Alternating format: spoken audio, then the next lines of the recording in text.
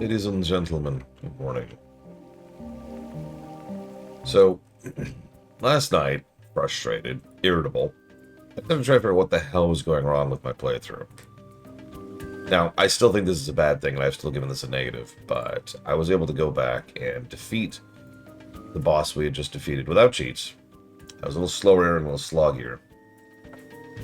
I also did a rather thorough glance at a couple of walkthroughs to try and figure out what the hell are we missing. So, Jacoita says you hadn't grinded enough. Nope! Actually impossible to grind. I can even demonstrate this. Check this out. Here, watch this, watch this. I'll go fight a random trash battle right now. Come on. Okay, so.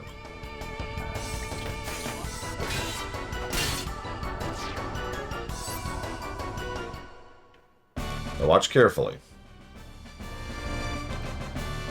What you're going to notice is I got nothing. No stat ups. Remember, there's no experience in this game.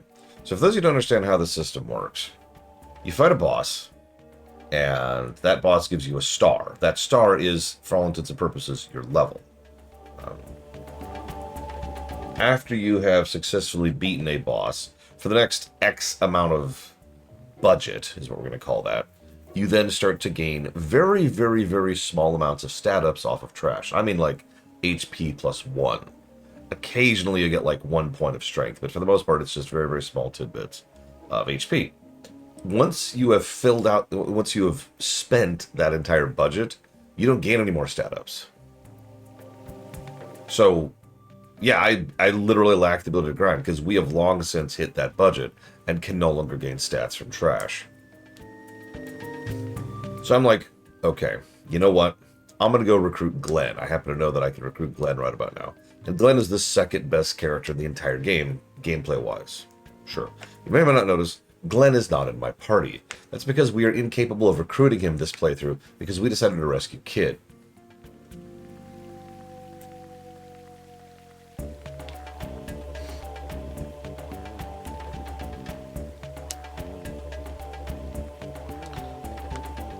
So, since we're locked out of, objectively, the best party member that is not Surge for this entire playthrough, it's just... Okay. Yay. Yeah, by the way, two of our other better characters, Kid and Harley, are both temporary party members. They'll come and go as the plot demands. And neither of them, well, yeah, neither of them can join us for the final boss. So both of them can. No, the cheat flag's not on. Cheat flag's not on. Let me double. I'm making me paranoid now. Just making sure all the cheats are off. Yep, no, we're good. We're good. So okay, cool. What the hell do I do then? Well, I spent entirely too long, like I said, perusing the walkthrough, trying to figure out what I could do to push my power progression. And the answer really was boiling down to a whole lot of nothing. As I was roaming, I discovered that by coincidence, I got really lucky. So dwarves have a very rare chance.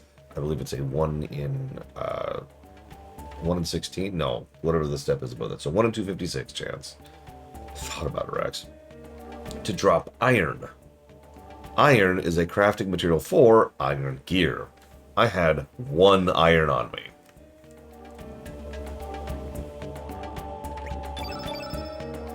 So I now have a steel swallow, a steel weapon for Surge. That's it. That's the only power progression I've had. And I know what you're thinking. Lord, that's not enough to beat that boss. And you're right. So I pulled up that walkthrough I was talking about. It's actually pretty well written walkthrough. For once, I've actually found a decent walkthrough.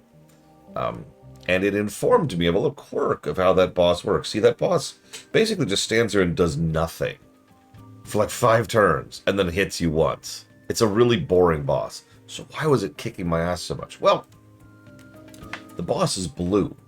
And I could see it's blue. Like if you fight someone, when you attack someone, it's on GameFAQs, J-Palm.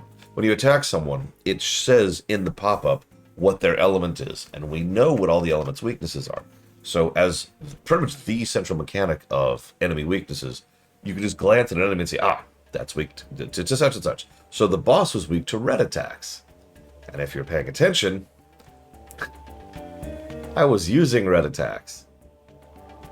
If you use red attacks, he has a counter attack for that, which murders you.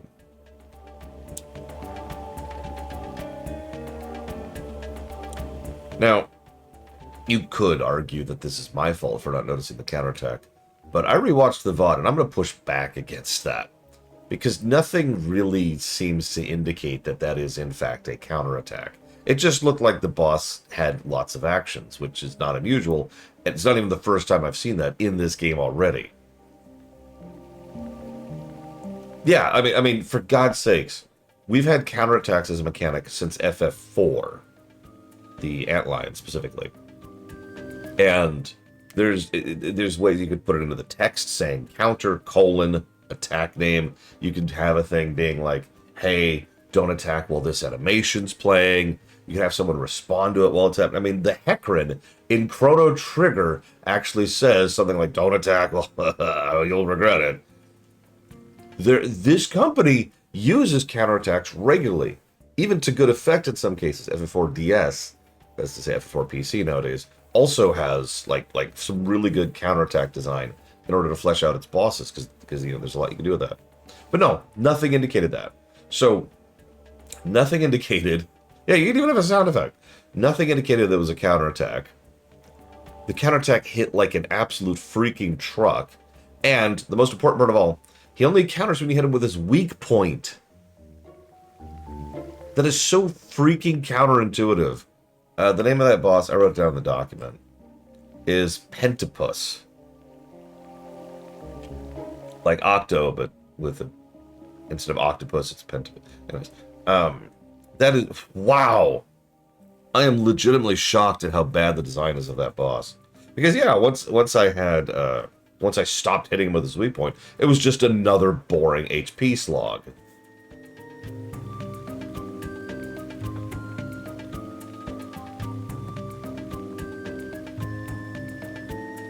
What is with this dungeon, man? Oh yeah, and we're stuck with these two yahoos for like a little bit here, because since we're not getting Glenn, the next two best characters we're not getting for a bit, Fargo and Karsh.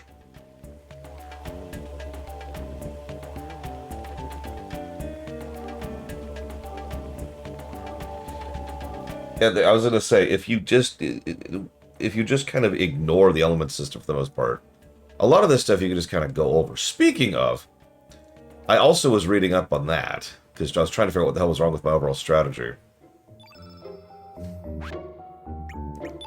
A lot of multiple separate guides all suggest that you don't really use offensive attacks.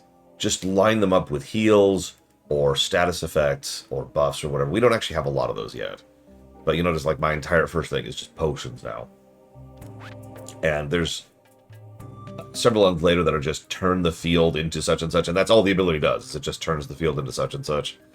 Some of them do things like make a target vulnerable to such and such, or change their type to such and such, which also counts as changing the field, the color.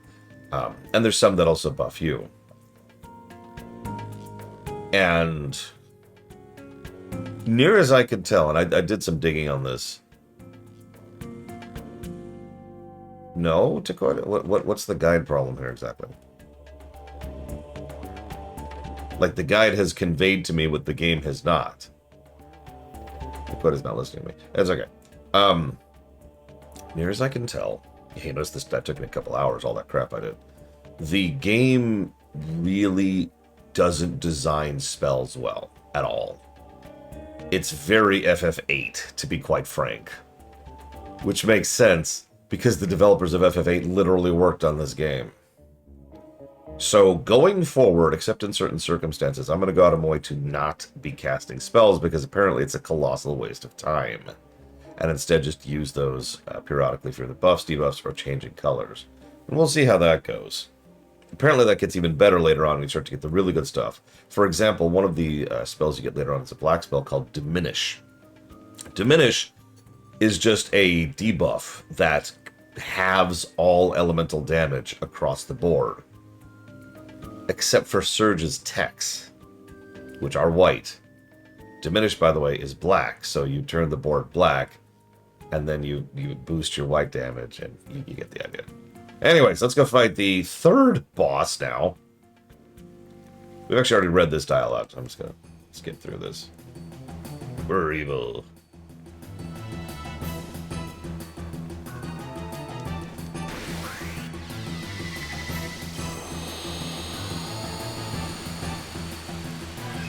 I will give this same negative to FF8, by the way, before you ask. So these guys... they dual tech or triple tech, basically. There's the triple tech. Alright, so, I want to kill the dwarf.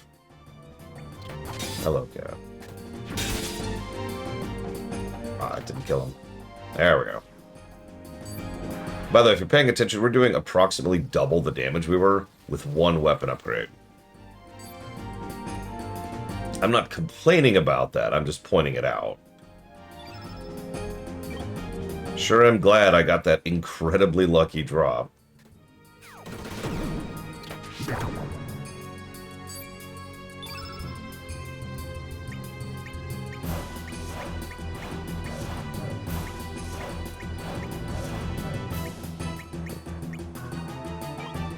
I mean, staircase leveling is generally a good thing. The problem is, the only reason I have access to this weapon is because of RNG. That's the issue here. I would be having a much worse time of these bosses if I hadn't gotten an iron to drop. And by the way, of course, I wouldn't know to farm for the iron, because nothing indicates that it's a thing to farm, and you get it. I was also thinking something else. You know what would really be nice? Being able to actually see the enemy action bar, like when the enemy is going to take a turn, because you could plan around it at that point. Yeah, if you knew it was there. But you don't.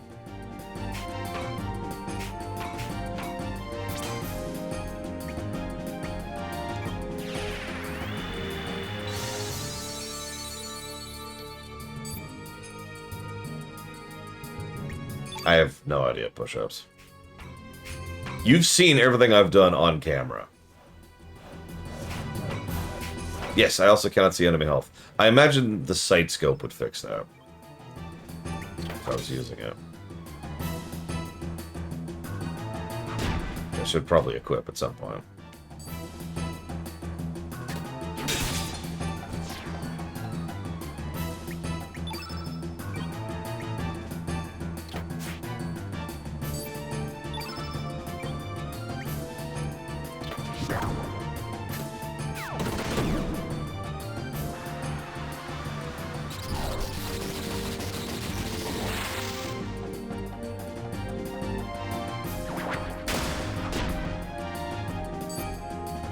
Would you, like, stop dying, please?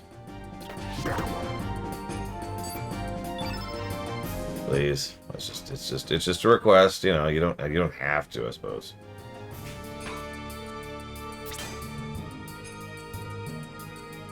Any of the Chrono games beside Trigger. I'm curious, what other Chrono games are there, Tarte? And don't give me that Radical Dreamers crap.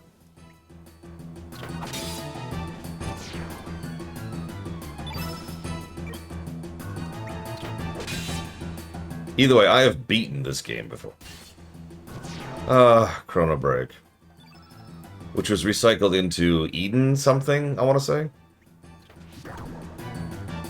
Seriously, I remember even reporting on this, because the guy who wrote Chrono Cross, and not Trigger, actually did recycle the ideas he already had for Chrono Break into another game. Just don't know which game it was off the top of my head.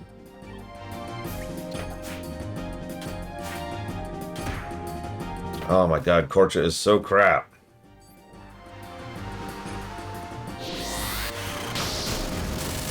I'm not even sure why. It's not like his stats are bad. He's just crap. Either way, to answer your question, yes, I've beaten this game, gotten the secret ending, and then walked away from it in disgust. Another Eden, that sounds right. So, yay, new star level.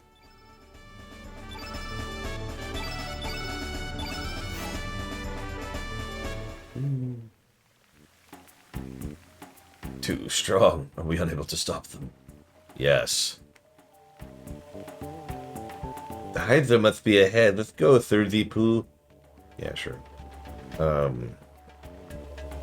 Let's go recover first.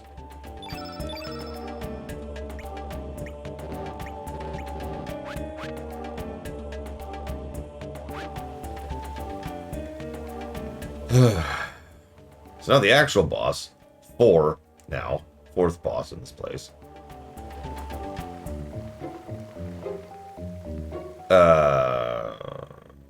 Yeah, absolutely, J. Palmer.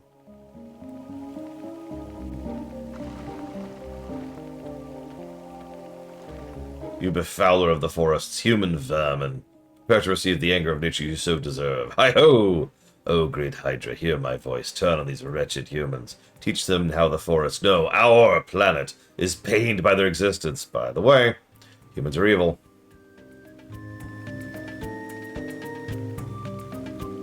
Hi-ho, Hydra. Away! Sure in hell ain't my world. Can't believe there's a Hydra before my eyes. It's coming! So, okay, who can tell me the mechanics of this boss fight? Anyone? Anyone?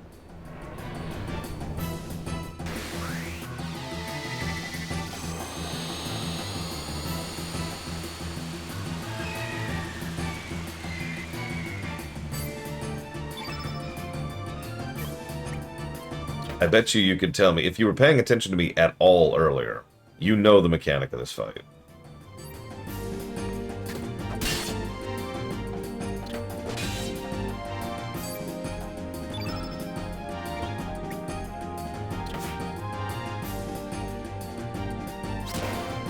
Bingo! It is very weak to, I forget what, I think it's yellow. If you use yellow damage, it will counterattack, and it's a big AoE counterattack of doom.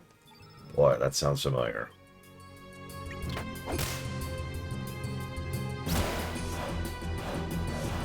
No, you know exactly what its weakness is. It's right there. Okay, excuse me, it's weak to green. My bad.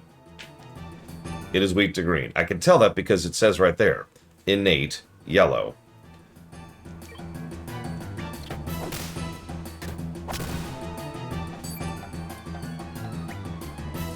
Can I show off the counter? Sure.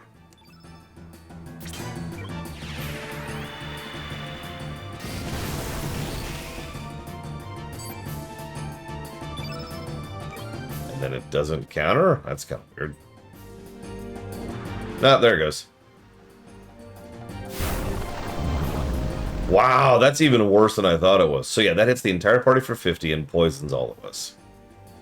But did you see that? You see why I say this isn't my fault? That's its counter attack. But if you're paying attention to the specific mechanics of what happened... No. What happened was, I hit him, and then I got another turn. And then after my other turn, he did his action, which happened to be a big AoE attack. And then we went back to my turns. As if it was just normal gameplay. Like, if nothing in there indicates that that is a counter attack.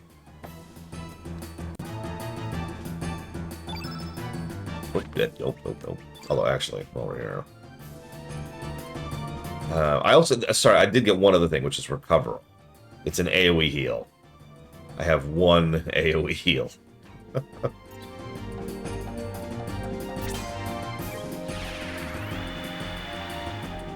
Frankly, I didn't either, Rex. Nothing had indicated counter mechanics. That's sort of my point, really.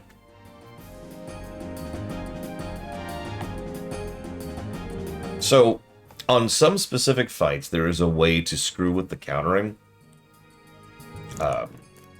It usually involves, like, letting them do an attack and then immediately hitting them with their weakness. And at that point, like, the script doesn't trigger or something. And then you have to wait again. And as you're waiting, then it'll do its other attack, and then you get hit with its weakness again, and then it doesn't trigger. It's basically exploiting a bug. So I'm not sure that really counts. We don't need a heal right now. What do you got? What do you got? You have nothing. I do have nothing. Nah, whatever. Just attack them.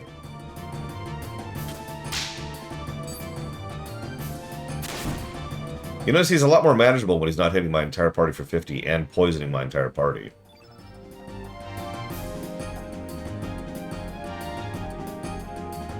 What, for us?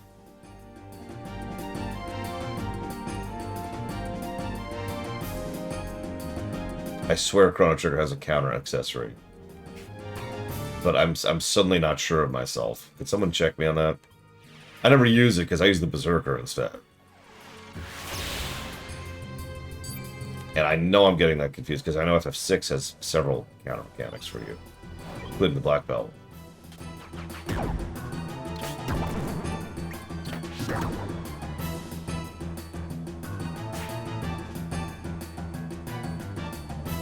I'm gonna go with no, because I can't think of anything. Oh, never mind. I am wrong. God damn it. Shouldn't have doubted myself.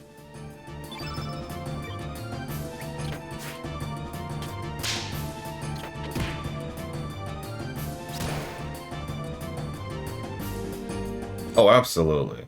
Push-ups. Oh, I'm sorry. You asked why. Okay. So, I haven't reviewed FF7, so asterisk-y there. But, by memory, FF7 doesn't constantly and unerringly shove down your throat the most obvious message in the world in a way that it doesn't even earn. Like, I'm not a big fan of a game preaching in general, but at least in FF7, part of the point was, don't overpollute and destroy the planet. Right? Like, that's one of the central themes, is the environmentalism. Not the first time the FF series has done that, either.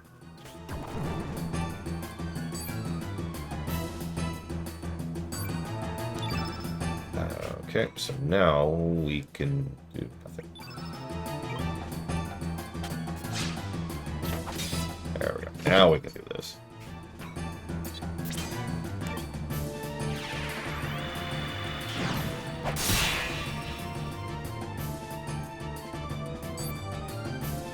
Oh yeah, the mages fight. Great fight.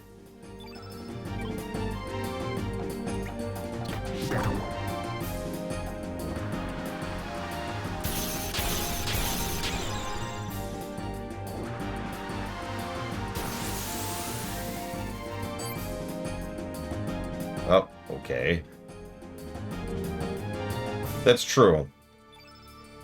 In this case, so actually, you know what, that's a good point. I actually talked about this yesterday, but to respond to push-ups more directly, the humans that are bastards in FF7 are wrong. Like, it's a talking point, it's a narrative point, that they are in the wrong for being evil people, right? Like that, they're the bad guys. In this game, all humans are awful. And it's normal. Yeah, exactly, Moog. So yeah, I think that's my more direct answer to you, push-ups. Because let's be honest, a huge number of fictions have humans are bastards as a central point. I would go so far as to say most fiction has that. But usually it's not the central dominating theme of the entire work, like it is here. Ooh, we got another recoverall, I think. What do you humans want? What do humans intend to do with our mother planet? Not thinking of the future, cutting down trees like there's no tomorrow, burning the forest to make your towns ever bigger. And for what? Do you think you're the only ones who live on this planet? Do you even know the works of life forms other than yourselves? Don't kid yourselves, you're just hairless apes, or worse. You're nothing more than freaks of evolution.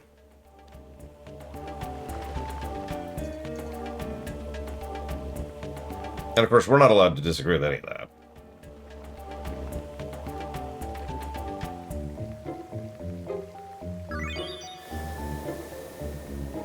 And yeah, we basically just doomed this entire forest and a species.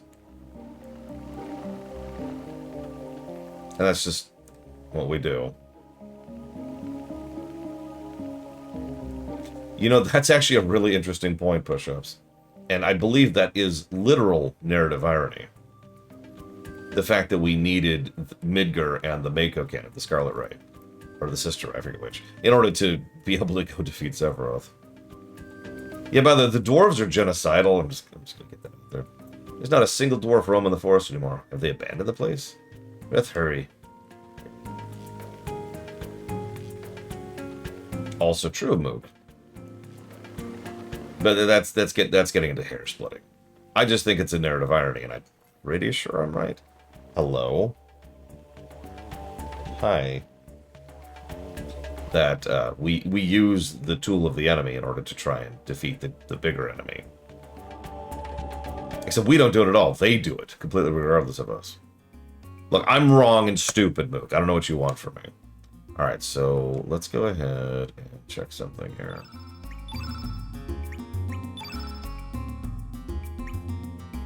Did it give me... Nope. Okay. I'm about to finally get rid of one of these two party members. I'm not even sure which one to get rid of. I guess I'll get rid of Korcha, because, you know, he sucks. So, remove all. Yes.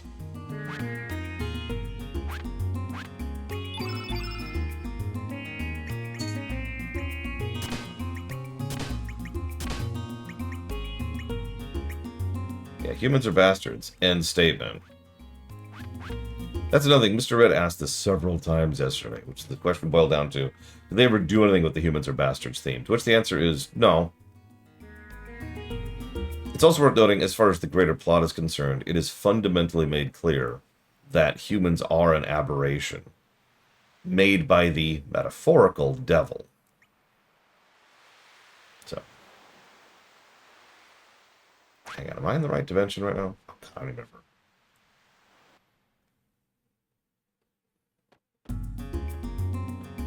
Like, that's a narrative underpinning that you can't really just hand wave away.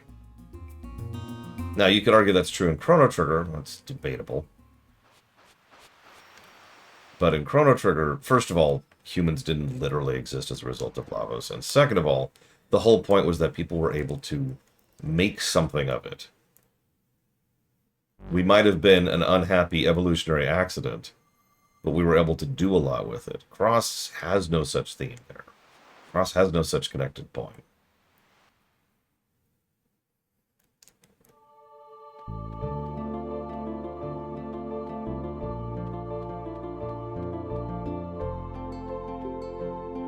I mean, hell, who called Lavos down? Was it a human?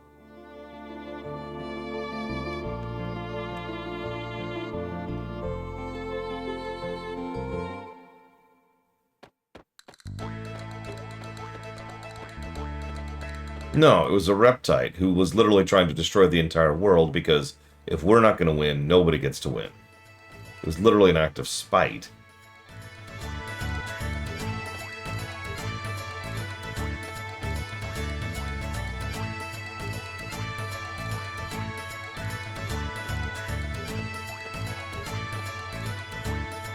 Anyways, then there's the reptites in this game, who are the good guys, as we mentioned earlier. They're the natural order.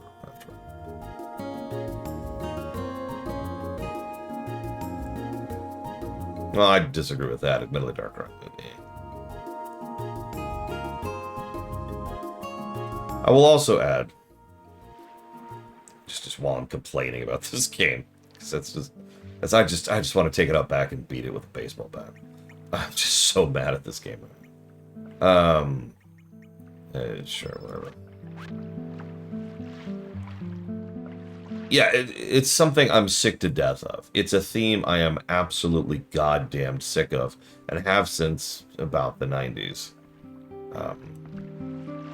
And that's the idea that nature's good, and anything that isn't natural is bad.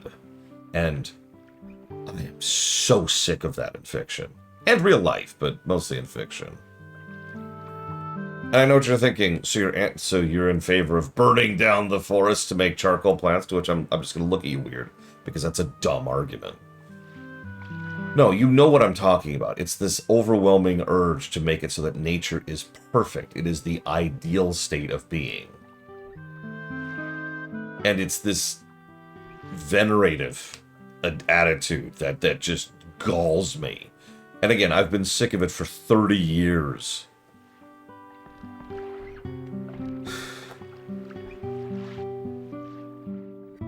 My first exposure to it that I'm aware of was in Star Trek, because some Star Trek writers had this whole back to nature thing, which was actually a big movement in the 90s. I found out later.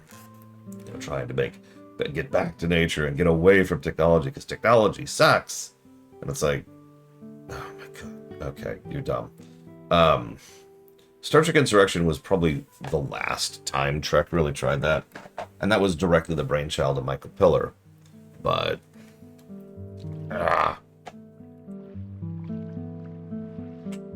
oh man, I would totally have a robotic limb if I could. You kidding me? That's hilarious, Lord Aaron. Yeah, earthquakes are good, tsunamis are good, death is good, obviously. Dying of, an infection, that's a good thing. Viruses, diseases, not being able to see properly. All of these are good things, obviously. It's nonsense. It's all nonsense. It's just another extreme. And that's part of the thing that irritates me, is it's such a surface level look at things, right? It's like looking at books and saying books are good. All books of any kind, shape, or form ever written by anyone ever are all inherently good by virtue of being books. And it's like, no thought is put into it.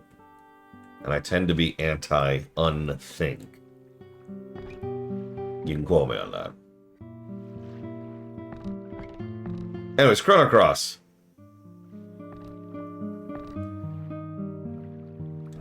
Oh, it's you dudes. Patient strength is at its limit. Without the antidote. By the way, I should probably mention that there are timed events in this game, and then there's events that can take infinite time. Nothing tells you which is which. I am pointing that out because that's bad. The player needs to know if they need to rush or not, right? If they're going to be penalized for rushing or not rushing, it needs to be a decision the player is making, not something they're doing because they are misinformed.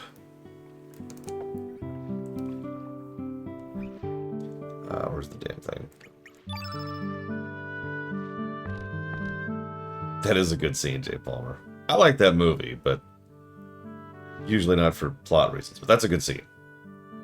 Can this be the Hydra humor? But how? We'll discuss that later. As long as we have this, making an antidote will be easier than catching a wave. We can save the girl with this. Prepare an antidote right away. Nurse, help me with prep. Stat. No idea where in the world you found this, nor do I know who you really are. Now is not the time. You've done your part. Now you can leave the rest to me.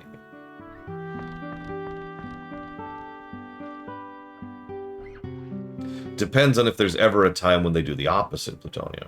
If a game tells me someone's going to die in 2 days, which is the direct and specific terminology they used in this game, I'm going to assume that they actually mean it. I know there's no day-night cycle in this game, but that sounds like a specific call to urgency, right? Which I took seriously and then immediately beelined for the dungeon, which, as we've already showcased, was exactly the wrong thing to do. However, later on, in that dungeon, you see that character in the lower left there, who I just recruited? Well, if I wait too long on her, in 2 separate ways, by the way, then she dies, and I never recruit her. When I say what I mean by 2 separate ways is, 1, if you literally don't rush and talk to her immediately, like you have a literal ticking clock in the scene, then you'll lose her. 2nd, if you kill the boss, if you don't grab her, but if you kill the boss immediately, somehow, and then you rush off to the next boss without recruiting her, she also goes away.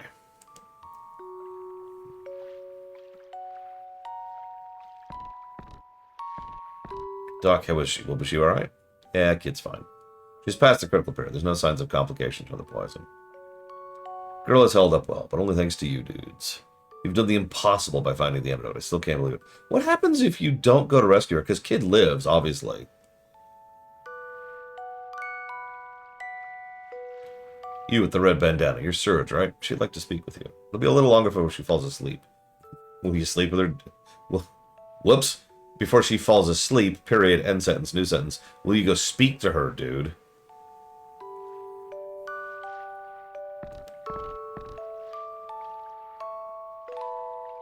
Look, they do end up getting married, so I don't know what you want from me.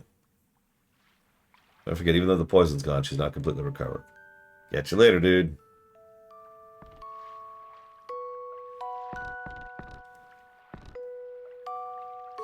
You know, the more I think about it, I don't know the fate of our girlfriend long term, especially given what happens at the ending. You've become bloody handsome while I was out of it. I don't know all the details, but I heard what happened. Hang on a second. That's even weirder. Alright, whatever. Sorry, I just realized something. Looks like there's been a lot going on while I was asleep. I guess it proves you can take care of yourself now, yeah. Oi, Sarge. You did good, Mike. Why don't you look cheerful for a change? Would have been alright without the antidote at all. Stress. Oh, I owe you one. It's truth. Sorry. Surge, thanks. Yeah.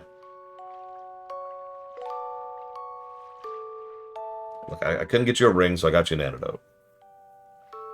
A world different from our own. That's far out, man. I love how you're just casually telling people that multiple dimensions exist. Oh yeah, that's another thing I should mention. This is actually a plot hole. But there aren't... You know how some settings have like a multiverse where every action causes branching decisions and there's bagrillions of versions of the universe? That's actually not true here. It only happens when a specific time travel event happens, which then causes a branch. So, for example, if I go back in time and stop Mr. Red from ever playing head-on, I have just created a branching timeline in the act of doing so, but it's still only 2 timelines. I bring that up because there are actually only 2 timelines here. There's Another World and there's Homeworld. Okay, I'm lying to you. There's actually 3 timelines, but the 3rd timeline doesn't matter for our purposes. It's from a different event. Don't worry about it. Just to make it clear, Doc, the only one that's from the other world is Sarge. All the others, including myself, are from this world. We're all with him for different reasons, though. I'm from the same world as Sarge, too. Whoops, my bad. Totally forgot. Come to think of it, first time we met you was in the Hydra Marshes. Yes, if Sergi hadn't come and saved me, I would have been big trouble. Yeah, you'd be dead. Me with 30 putu is how it is, Doc. Putu, why am me treated so lightly? Try not to worry about the details. It'll just make you tired, okay? Another world, so I suppose some things are slightly different. Hydra Marshes are a good example of this. Otherwise, we never would have found a Hydra in this world. Parallel worlds, never to cross each other, yet existing alongside one another. Yeah, that's another big thematic core. Is I don't know if this is a thing for him or if this is a thing for him at the time, but there's this really big push in this game, and this is confirmed in interviews, that the whole idea was just think about how many other universes there are out there, how many parallel dimensions where someone out there is just seeking you. and stuff like that. There isn't an easy way to explain it. Even after going through it myself, I still doubt what I saw. Blah, blah, blah, blah, blah. Okay, blah, blah, blah. Can we get on with this, please? Oh, my God, please. Yep, Kid's alive. Yep, cool. Yep,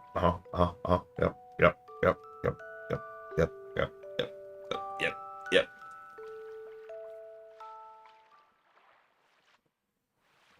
Just think about all the decisions you've made in life that have led to you to being in this dimension.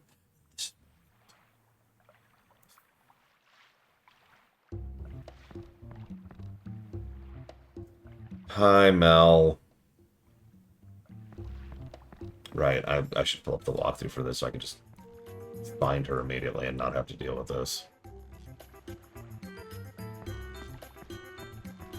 we go.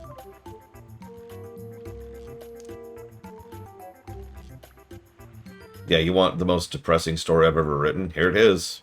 I can tell you it in one sentence. This is the good timeline.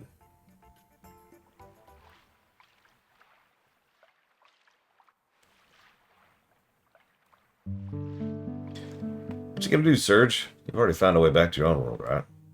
You just go back home, live a peaceful life, pretend nothing ever happened. But you really can't forget everything you've seen here and live with yourself after you turned your back on us? Where's that coming from?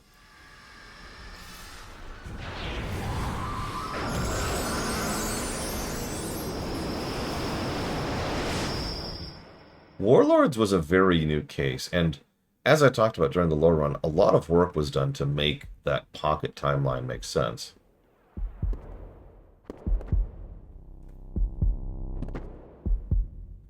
Yes, thank you for reminding us of a better game.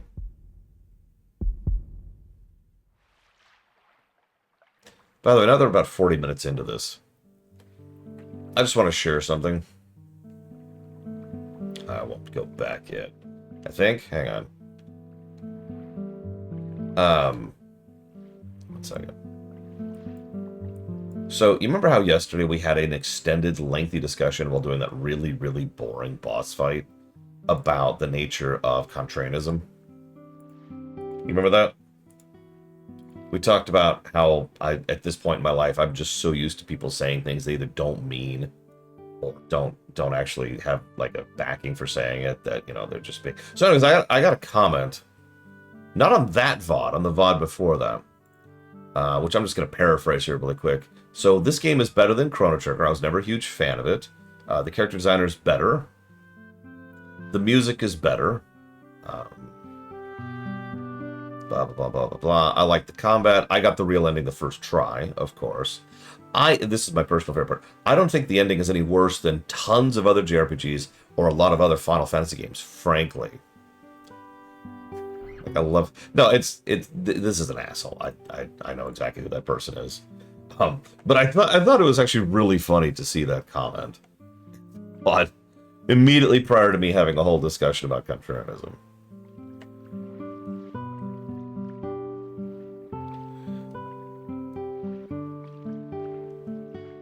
Like I said, if you tell me you prefer this to Trigger, I am at least... It's possible for me to believe you. Especially if you're, you know, a reasonable human being. But, like... Come on.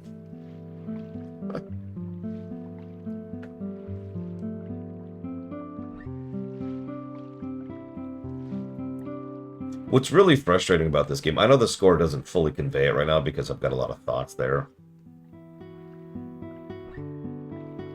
But this game has so far been scoring substantially better than I thought it was going to. Frankly, until the dungeon we just did, this game was actually pretty legit. And I just want to re-stress the fact that this is probably why most people, because I noticed a lot of people don't rescue Kid. This is probably why most people don't rescue Kid, is because it's just such an objectively better choice.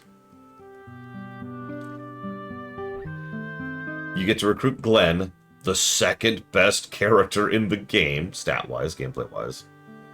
And you have to go through a much less bad dungeon. I was actually looking it up, and yeah, that other dungeon is way less of a hassle. You know who the boss is of that other dungeon? It's the frickin' Knights, Salt and Pepper.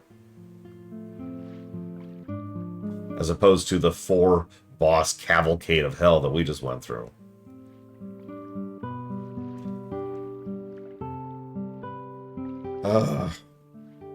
No, Kid doesn't die. She's fine.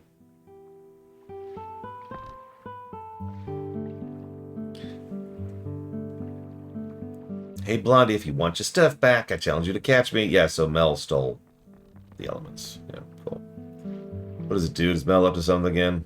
Yeah, same old mischief, but this time she's gone too far. Alright, so this is now an optional quest. This is such a weird quest. If you go, grab her, then you get your elements back. But also you get to recruit Mel. Yeah, you need those elements, Kid. Later on, if you don't do this little side quest, Kortra gets your elements back. But you also don't get to recruit Mel. I don't care about Mel, I just want my freaking elements back. By the way, I've noticed the localization has slowly been getting worse. I can even tell you why. It's because this game is not Xenogears.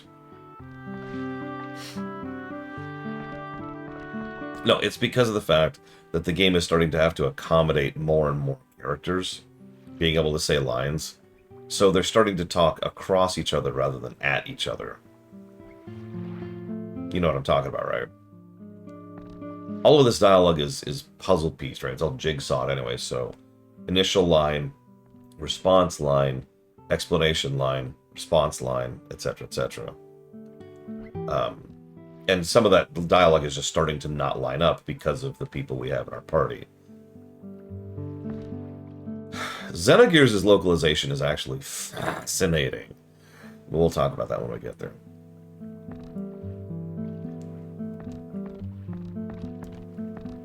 Are you Orla? Yeah, yes, Mel? She doesn't come by here today. Has she done something again? What'd she do this time? Did she write graffiti on the wall again? Well, that's nothing big. If she isn't here, that's okay.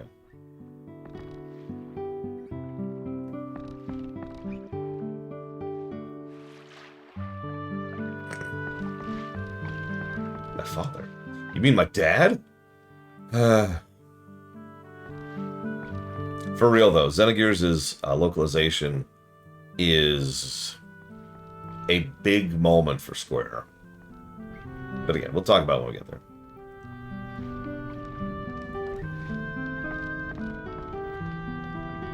What brings you here, Corch? It's rare to see you come out of the town. Oh, never mind that. By the way, have you seen Mel? We're looking for her right now. Mel? No, I haven't seen her today. Have you tried the residential tower? She doesn't come this way. Thanks for the info. The sea is the only other place to hide, but that's not likely.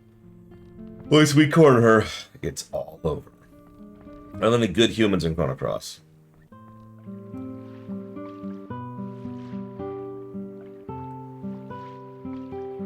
Debatable.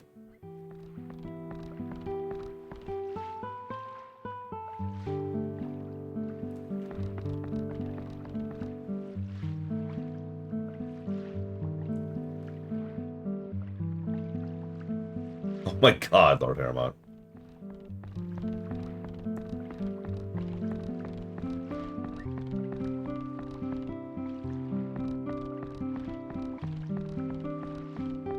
Oh, so, okay. Why do localizations tend to suck in this era? There's actually two big reasons for it. The first and most obvious is getting people who were fluent in Japanese and English. That's filter number one. Which it then runs into filter number two. Those people are actually willing to work in translation. Which leads to filter number three. Those people are willing to work in video game translation. Remind you, this is the 80s and 90s. AKA the era in which video games were not considered significant. It was still like, oh, it's kids stuff. That doesn't actually matter. Voice acting had the same problem, if you remember. It wasn't until the late 90s that any voice actors even began to start taking video game voice acting as a serious profession.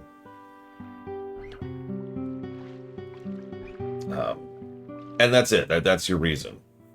The filter of how many people are available who can do a good job, who want to do a good job, who are doing a good job with regards to this specific type of a good job, is a pretty small list.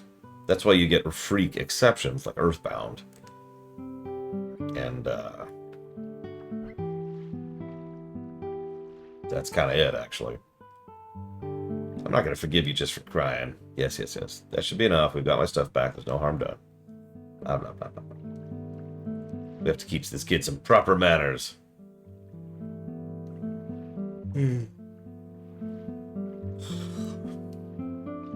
Yes, ha ha ha. Hey, don't you call me a little one. I got a name, too. It's Mel. Ooh, feisty. She's got spirit, too. Weren't you just crying just now? Or are you just faking it? No, Jahexia. And I never will at this point. Most of them are dead. What do you mean by that? Oops, guess you're just a little one. Don't forget it. I said, don't you call me little one.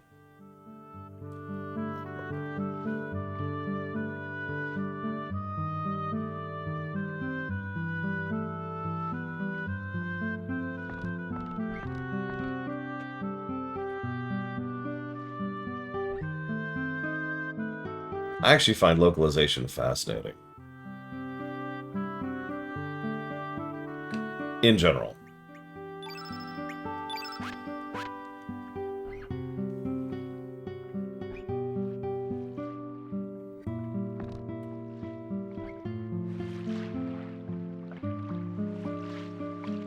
Oh, they absolutely had more word count.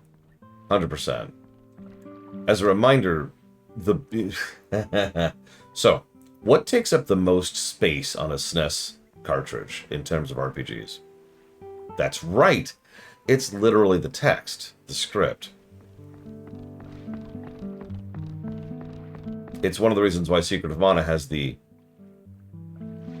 unique script that it does. Is because the original script that they wrote was, what was it, like 5 times the size? I forget the exact number. It was a lot bigger. But they had to shrink it down to fit on a SNES cartridge, so they had to rip out tons and tons and tons of text. Yeah, that's what I thought. And then even sell the other one. Buy a few of these over here.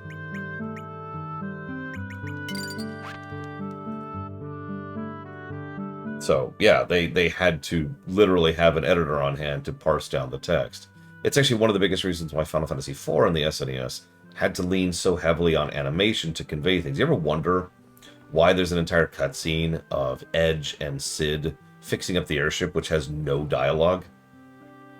That's why. Scenes like those are supposed to have dialogue. Supposed to. I can even point to more modern versions of that exact same type of scene where they are talking to each other the whole time, as an example of my point. Nah, I know. You're gonna be like, oh, Laura, you're just anti-dialogue, and can we just leave that at the door? All I'm saying is that, by complete coincidence... it's an interesting question, Jelix, but I'll come back to that in just a second. By complete coincidence, a lot of the SNES RPGs... I shouldn't say a lot, that's exaggerative. Several individual SNES RPGs ended up being better than they should have been because they kind of had to be. They had to bring in an editor. They had to parse down what they were saying, and they had to come up with other ways to convey their story. So they did.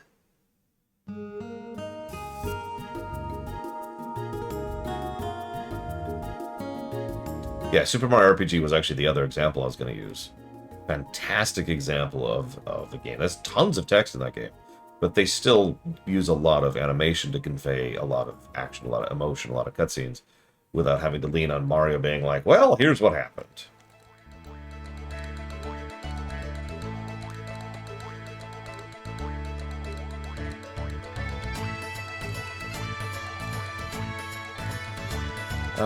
Okay.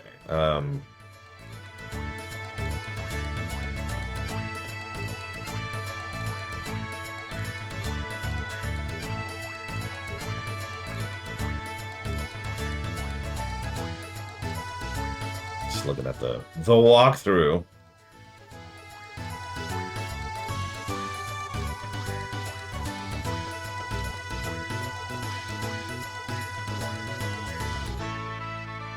Whatever. But yeah, there's an attitude I've seen before where this has actually happened in a lot of different venues. Where someone's like, oh, thank God I don't have to hold back anymore because I have the time, or I have the tech, or I have the whatever.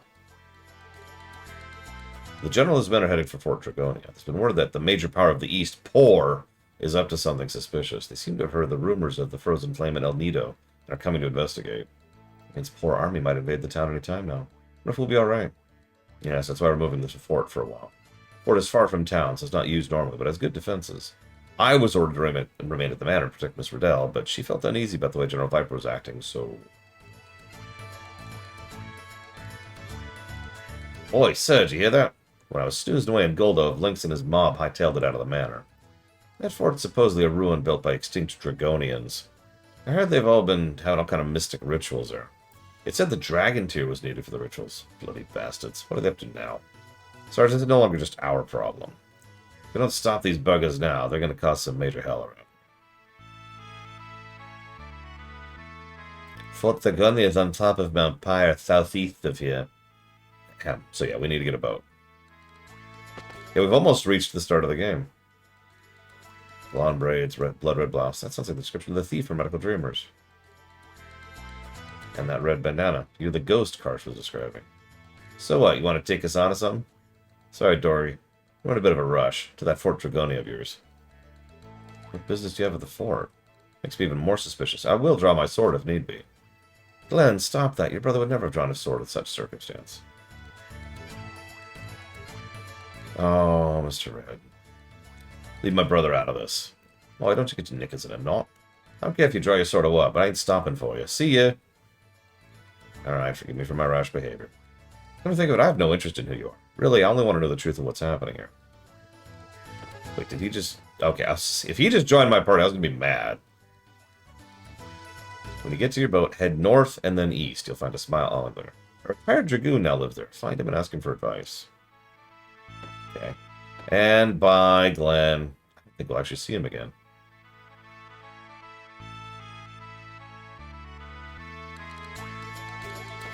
Anyways, what was I talking about? So there's a common trend I've noticed. George Lucas in the prequel trilogy is a perfect example of this. A lot of creators are limited because time and budget and resources and technology. And then a lot of those are like, oh, thank God, we're no longer limited. And they go nutso! And whatever they produce is almost invariably worse. Right? I mean... Now, to be very clear, because I actually have opinions on this matter, some people say that's because limitation breeds creativity. I don't disagree with that, but I kind of do. And I'll explain more in just a second. Several years ago, when all the Hydra died off, this woodland became covered with a thick fog and the waters became polluted and acidic. But the real cause was us humans killing off the flora and the fauna. I just hope we don't come to regret the destruction we caused.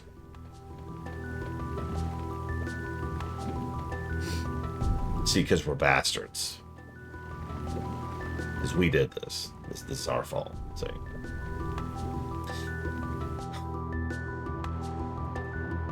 I think that the phrase, no offense, Rex, I think that the phrase limitation breeds creativity is too surface level of a look.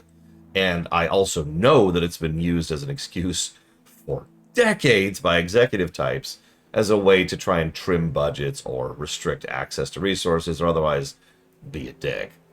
So I tend to push back against that mentality hard because it's only the surface level looking at things. The thing is, it's just a different skill set, right?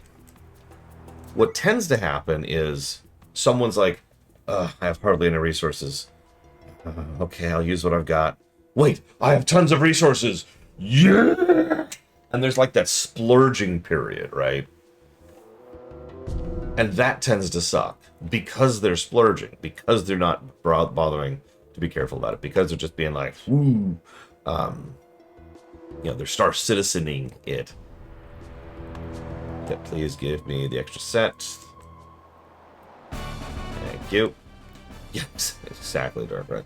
So, reason I bring that up is I firmly believe that a lot of the PS1 stuff, the stuff that was built for the PS1, so like FF8 and onwards, for example, or Xenogears, are games where they were like, oh man, we've got so much stuff we can do with it.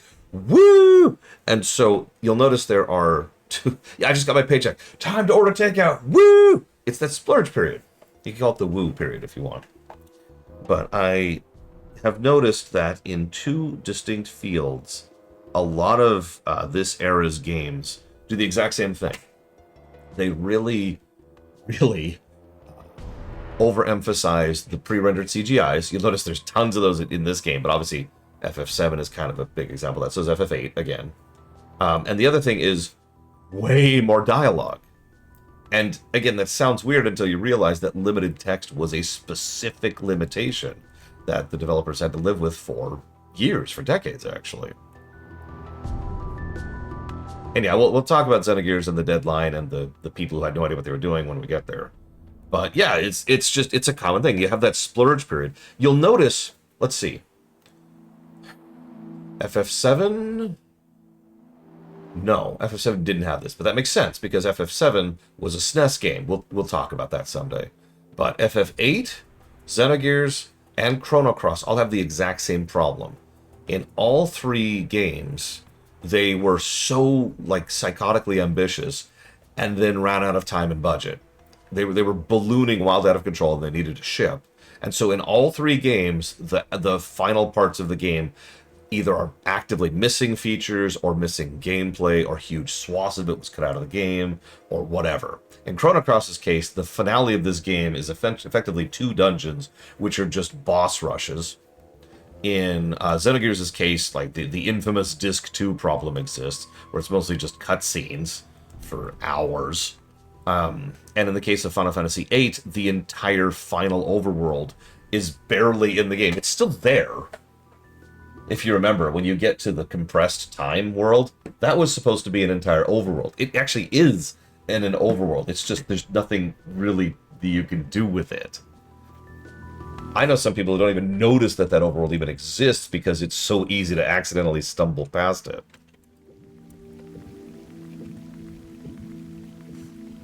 So I'll put this towards Shantae Advance, Dragon Age 4, and Witcher 3. Thank you, Sonoshi, as always, very, very much. Much appreciated. And yeah, by the way, that time-compressed overworld is when the Chocobo minigame was really supposed to come into its own. I've never been able to 100% prove this, but I've always suspected that the hot and cold minigame from 9 was actually originally in 8. Because you can get... How many of you even know you can get a Chocobo in 8? It is so esoteric and out of nowhere. And it's such a weird thing to do. Also true, Pillagers know. But yeah, you can get a Chocobo in 8, and if you do and raise it, then when you get to the final overworld, you know, the one I just mentioned, the one that's basically ripped out of the game, you can actually get your Chocobo back there and do nothing with it. But that was supposed to be like the end game grindy cycle thing, like FF7 had already done.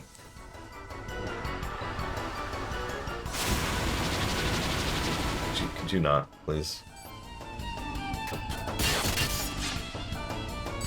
Ooh, you got some health, don't you? I just noticed she has nothing equipped. I'll fix that in a minute.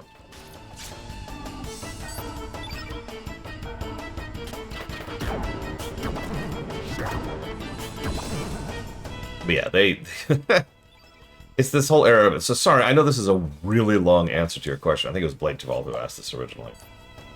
But I do find it fascinating how much they just splurged on text, of all things. Largest amount of discs a game has been on? I think TIE Fighter was 14 cassettes or something. Or not cassettes, floppies. What?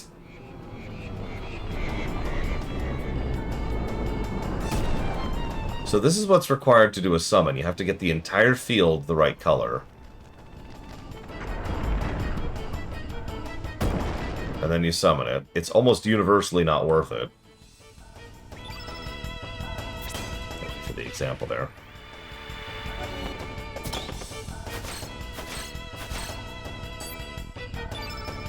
By the way, fun little fact. So you notice how I just stole something? Isn't that great? Shouldn't I just be able to then run from the battle and retain what I just stole? No. If you steal and then run, you don't have the item. You drop it as you're running.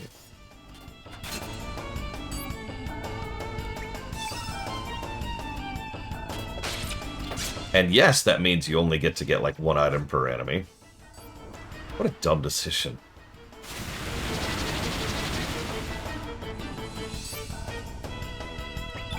Okay, we're gonna die. Some random trash.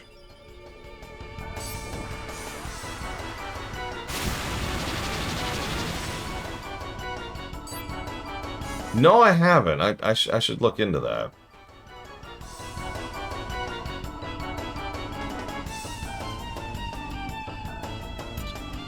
I haven't killed 1 enemy so far. I just realized that. Or if I have, I haven't even noticed killing them. How much health do these things have? Alright, you know what? No. This is silly. I haven't saved lately. Let's get out of here. Hello, cat. Hi. Hey.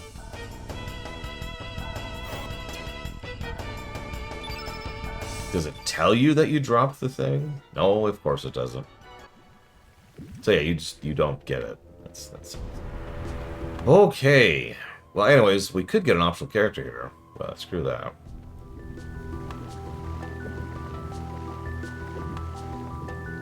Apparently, we're just gonna leave and never come back. Oh, it said when. Oh God, I didn't even see it. I blame you, cat. When did it say it? When did it say it?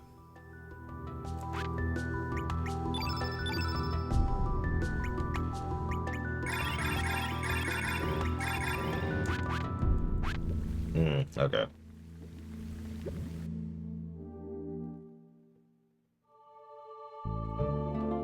So, anyways, so screw this. I don't even want that that character.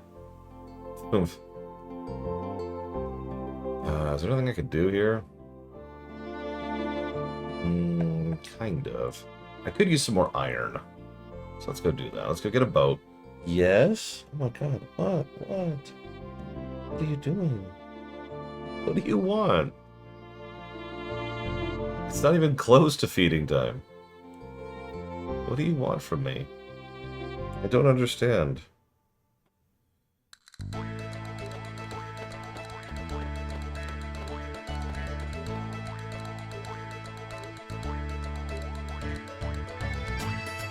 What? Tell you what, yeah. I feel bad here. So I will not give you love or attention, okay? And I won't feed you, because it's not time for feeding. But I will give you drugs. Do you want some drugs? You want to be high, cat? I'll give you drugs. Drugs. Drugs. Drugs, drugs, drugs, drugs, drugs. Let's give you some drugs. Drugs.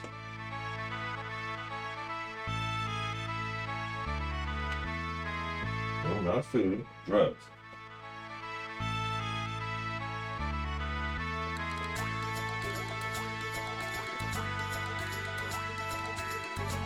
All right, I got the primo catnip here. I need a boat. Give me your boat. Give me your boat. You guys need to cross the sea. I might think about lending you my boat. With two conditions. With that clunky boat of yours, I don't think we're going to survive a round trip. But I guess this ain't the time to be picky, so what are your conditions? First, if you ever find the dragon tear, give it to me. No. The other condition is, once all this ruckus is over, I want you to... What was that? Stop mumbling. Speak up. I can't hear you. I want you to be my wife.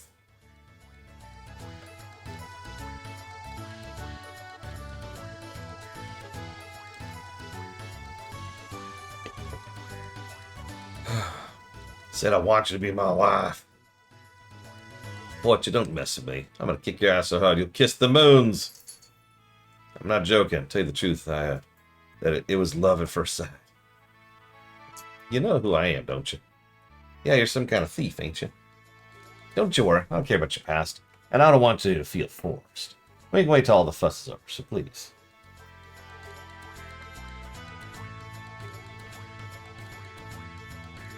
Yeah, I don't know when they started verbal tics, but we've definitely started looking. I like how she just kicked our ass, though. Sir, just none of your business. Me own problem. Oh, he's into the drugs. That's right. Enjoy the drug. Yes, yes.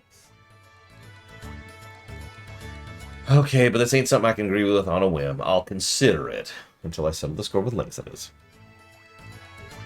About the best I can promise. I can't guarantee you anything more. Alright, that's all I need for now. I'll lend you the boat.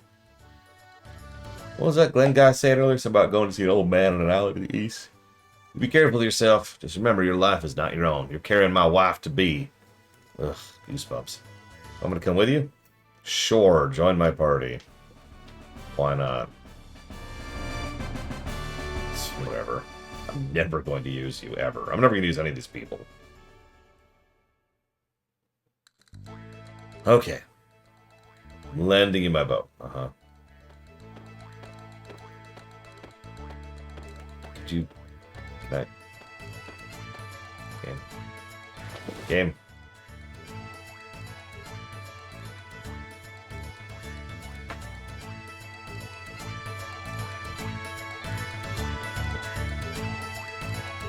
Yeah, we saved Kid. The choice most players probably made their first playthrough. And the choice that the game itself makes clear is the right choice. Also known as the objectively wrong choice. Worst dungeon, worst bosses, worst party members. Thanks, game.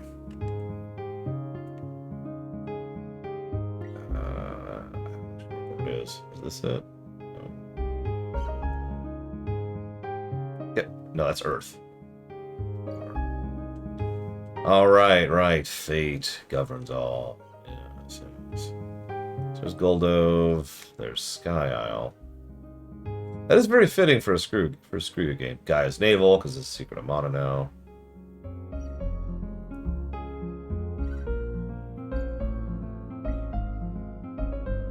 There's Marble.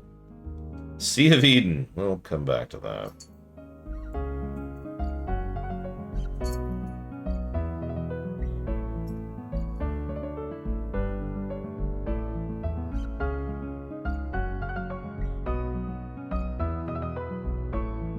My least favorite part of the game, which is the Isle of the Damned. Seriously, why does the Isle of the Damned even exist in this game?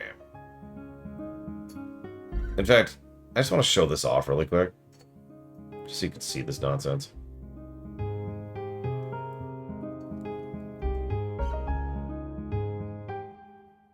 Why does this exist in this game? Just look at it for 5 seconds.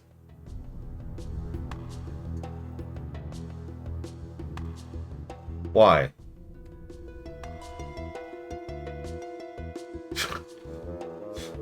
This is gross.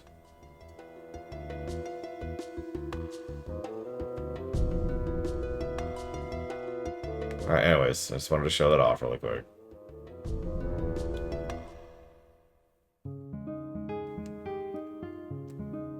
I guess so, Bill, just know. Yeah, you gotta have your guts levels, apparently. Where am I going?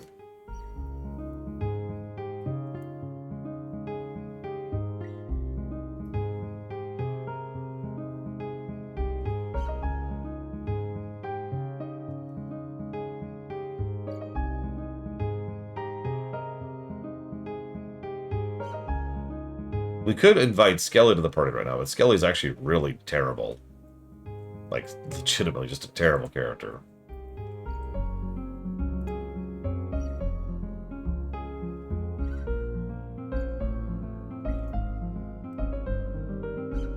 That's true, even Ocarina had a level like that. There's... Oh, here it is. Blind, as usual. So here's Water Dragon Isle. It's very lush, as you can see. Hard to believe, but according to the fairies here, the legendary dragon god really exists. Thick wall of ice blocking the entrance to the underground cavern proves it. El Nido sure is full of mysteries. Thick wall of ice blocking the way, huh? Okay, good to know.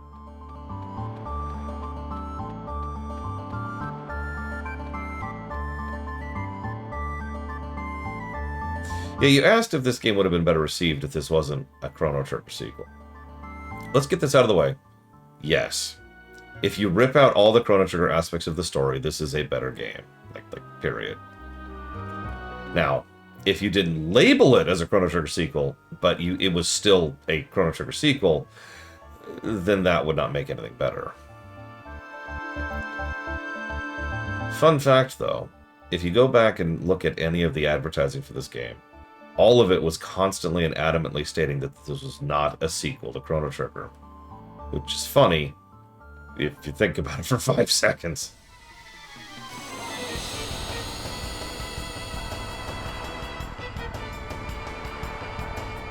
Surge Cross I could see, since it is about Surge Crossing. That's actually pretty self-explanatory, really. Remind me to fix my accessories after this fight.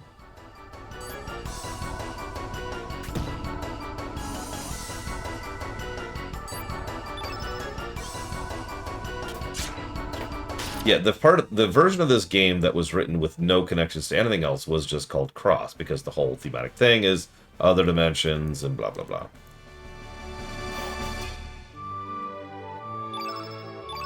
Yeah, look at that HP up. Oh, yeah.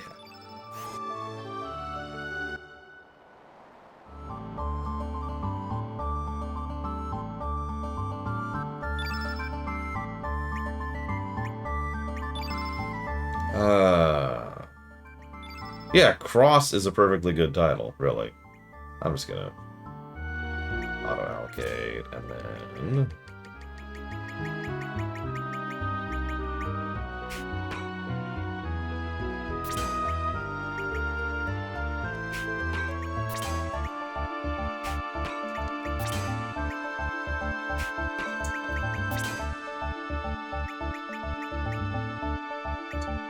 Don't have a turn blue here.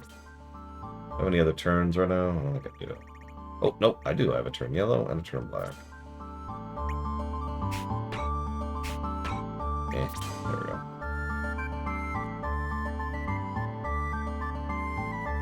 Cross paths would work too. By the way, congrats on the interview just now. Or I guess tentative grats.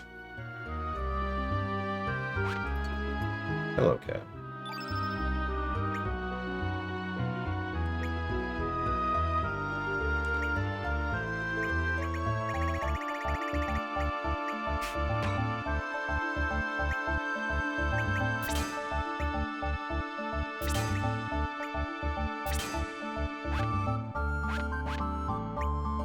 Good morning, Rhea. Hope your day is going better than mine.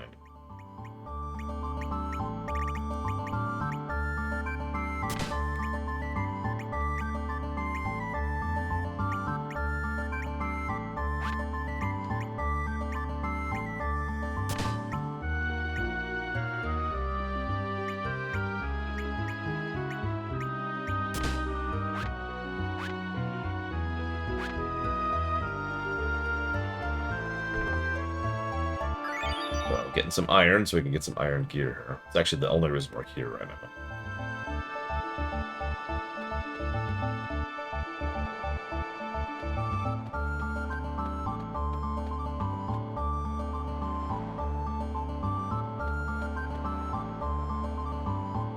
Would they crash a car they stole? What idiots.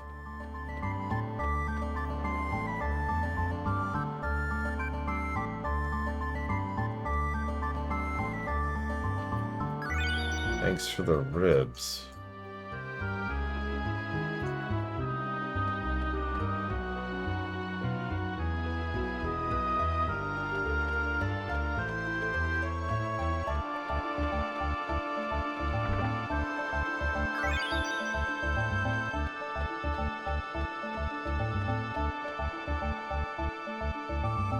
Dear sirs, have you come to this island seeking the dragon god? If so, please turn back now. Due to abnormal weather conditions, the fountain is running completely dry. This island, once called the Island of Springs, is desolate, as you now see.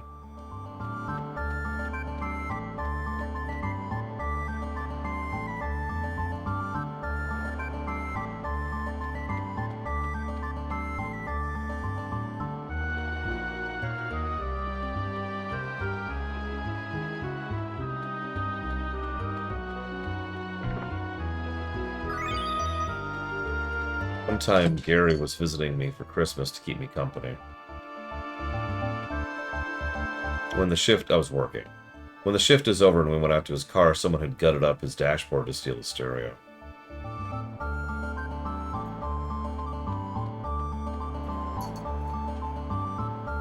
On Christmas.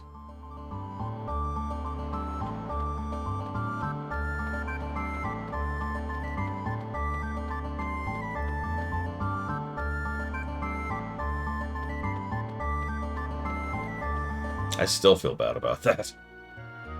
Because it was my fault. He wouldn't have been there if it wasn't for me.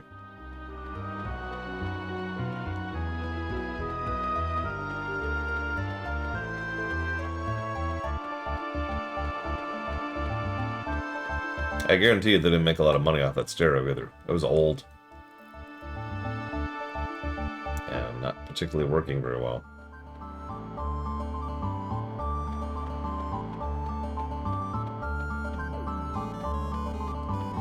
See, it's ISE's fault, really. You can blame all of these woes on ISE. How could you?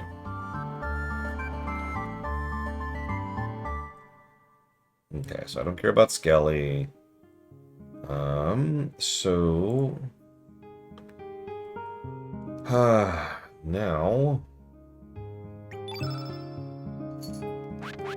we're going to try to steal something. We're going to studiously ignore ISC. We just need to make sure that ISC isn't there. Everything's fine. Everything's fine. Nothing to be scared of.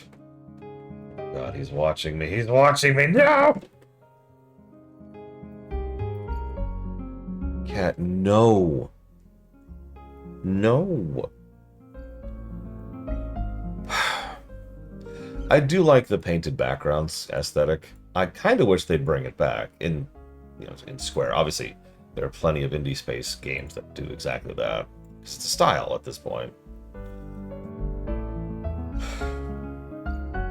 As long as it's not LLM crap.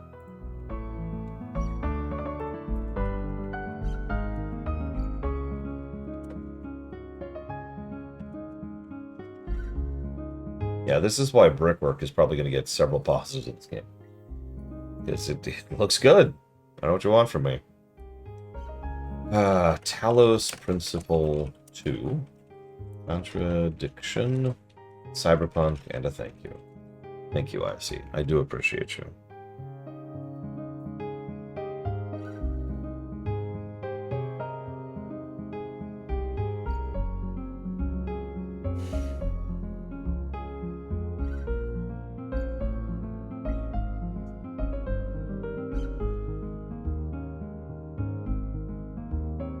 Always appreciate it.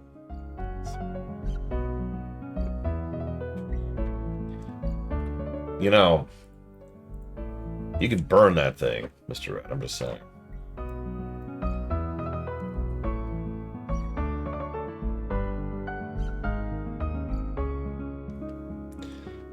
Okay, pseudo boss fight. Completely optional boss fight. What happened here? Did Lynx do this? That's correct. Maybe not.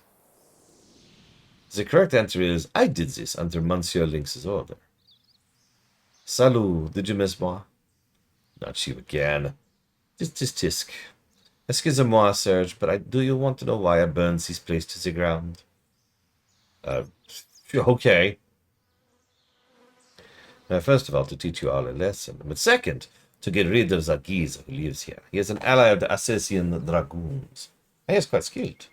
I was disappointed to see the geezer isn't here. I wonder where he went. One more thing. Monsieur Lynx gave me one more order. To slow down your pursuit. Is Harley a human? That's a good question. Is she a bastard? That's a good question. Is she one of the best party members of the game? That's a good question.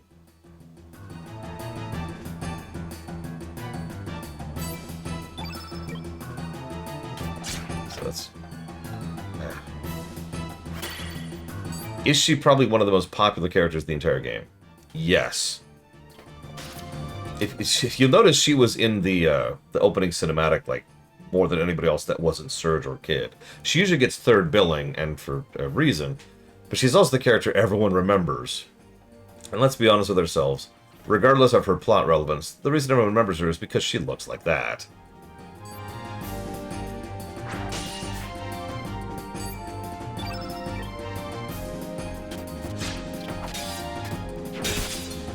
Oh, I may have killed her. I actually don't want to kill her. I want to steal from her. So we're going to do a save state just to see how this works out here.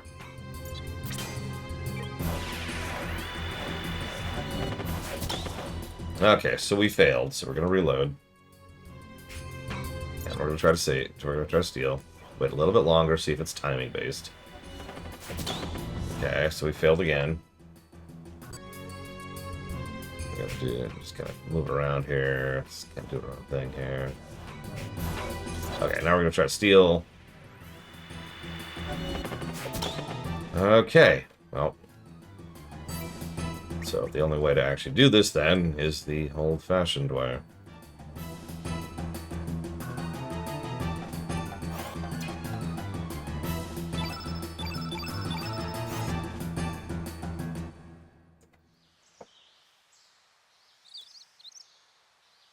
It would save me. I don't know if you fight me here. Okay, let's fight.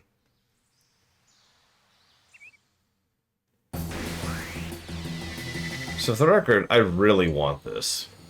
This is a very, very, very nice accessory. Oh yeah, that reminds me. I need to give some more negatives. Thank you for reminding me. There's nothing more important than giving a beloved classic negatives. That's the bee's knees, one might say. Let's go. How do I put this under?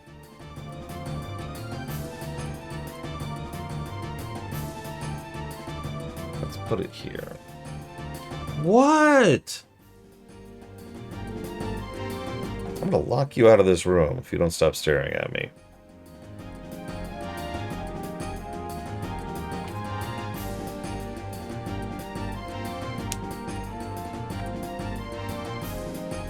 Turnip? I don't even remember who Turnip is. Okay.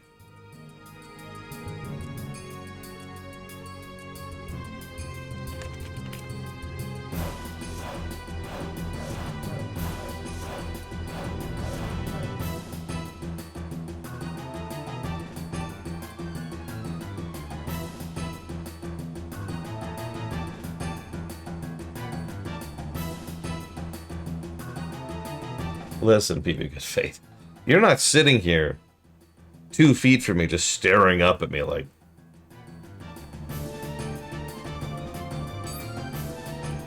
Ah, okay. I know who you're talking about. I don't remember when we were going to prove them, though.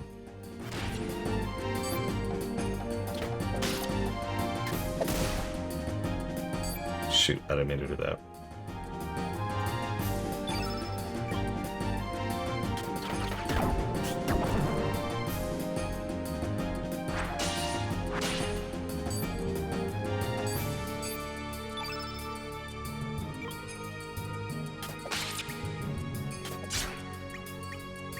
Okay.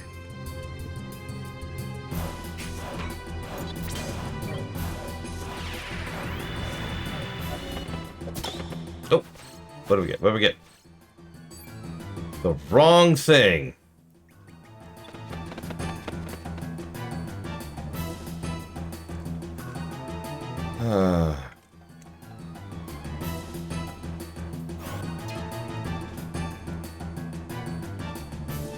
Of course.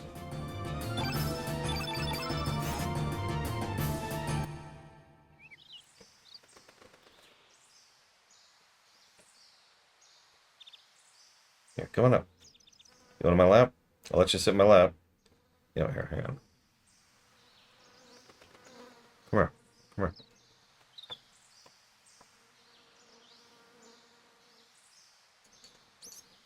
Hey. No? Okay. Well, then go away. Yeah, we could get a photon beam, but we don't want a photon beam.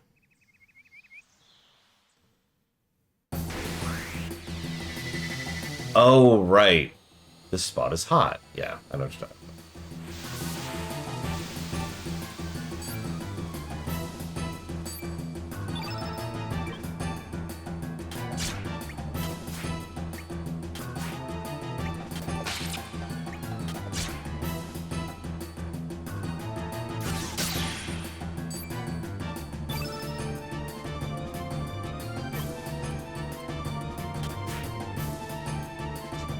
This chance, I swear.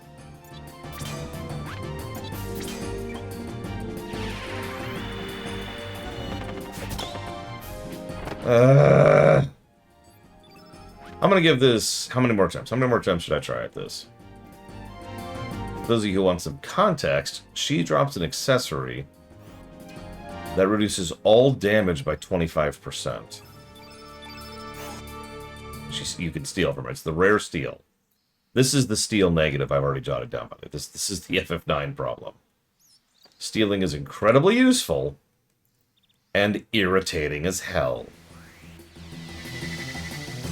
The only thing I know of to increase my chance of stealing is to do a full combo and then steal as my last action. So, yeah, attack.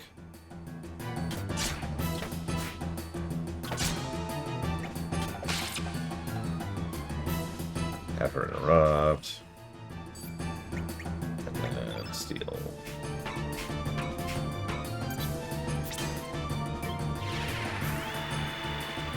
Yeah, no, getting the moon glasses. Come on. Nope. Drop the stolen goods. I saw it that time. Yeah, this is an extremely good accessory, and we've been having issues with boss walls, so that's one of the reasons I was like, you know, I should... This is completely optional, by the way. We don't have to come here at all. We can just go straight to the next plot thing. And yes, you also only get one attempt at stealing per battle, because elements can only be used once per battle.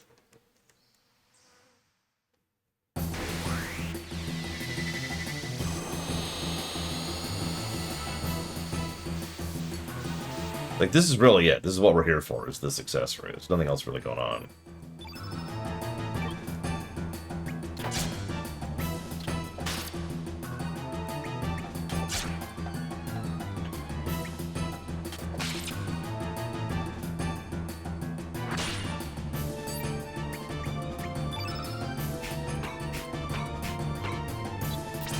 Yeah, but I don't think you can recruit Fargo at this point.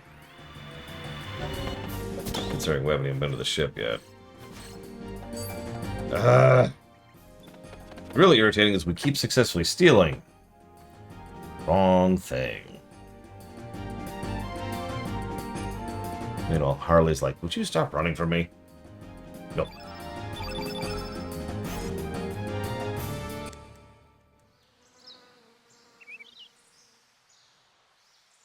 Oh, that's true. We could get Mel right now.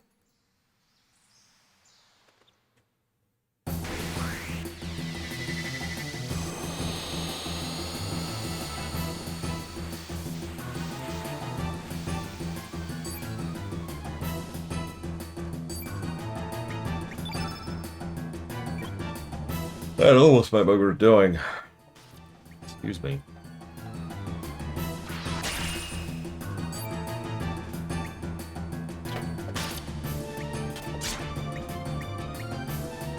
Yeah, she just keeps picking up the photon beam.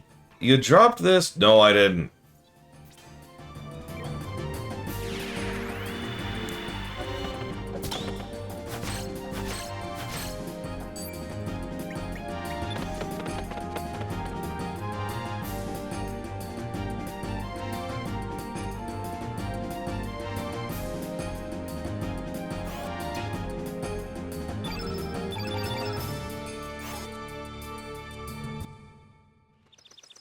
You know, I'm curious of something. Can I just leave?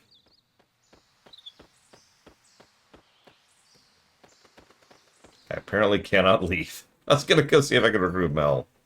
Oh god, where am I? There I am. There I am. Do I have a save before this? I do. Let's go recruit Mel, just to see if this increases our chances. I don't actually remember what to do specifically to recruit Mel.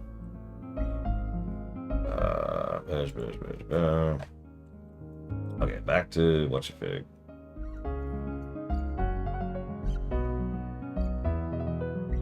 Hello, cat.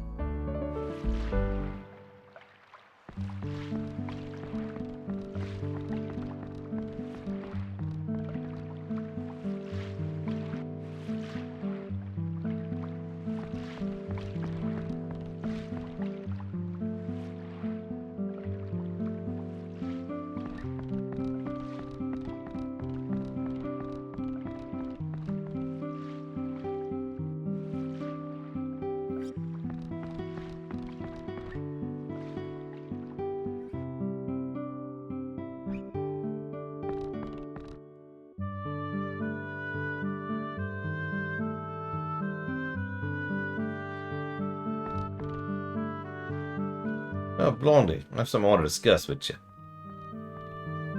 Okay. Well, you need to talk to me? Go on, speak up. Mel would like to speak to you in private, if possible. Sure, whatever. It's fine by me.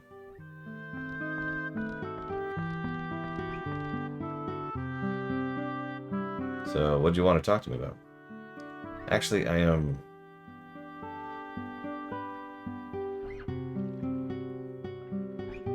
Sure, you got it. This problem is driving me up the wall, too. Mel, I understand your feelings real well. Don't you worry. I won't get in your way. Thank you, kid. Please take Mel with you. Oh, and kid, take this as token of promise. It's a frame! So you can actually change the text boxes in this game, like you can a lot of other games prior to this, because the SNES era started playing around with this. But you have to actually find them in the world to get the specific frames.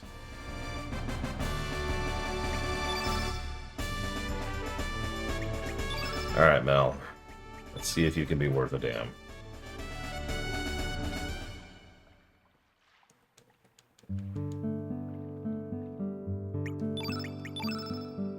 What do you got? She's already got iron gear. Jesus.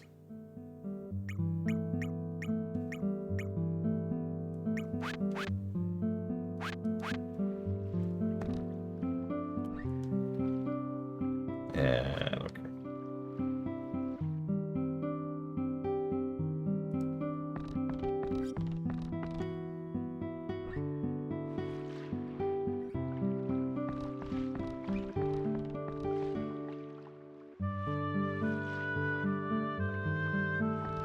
Kid is not super good as a party member, but she can steal.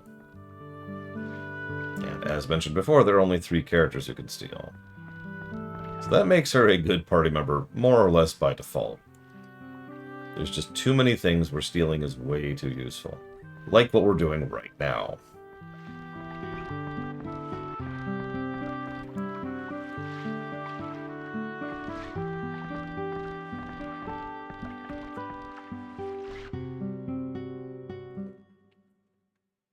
Okay. Back to Harley.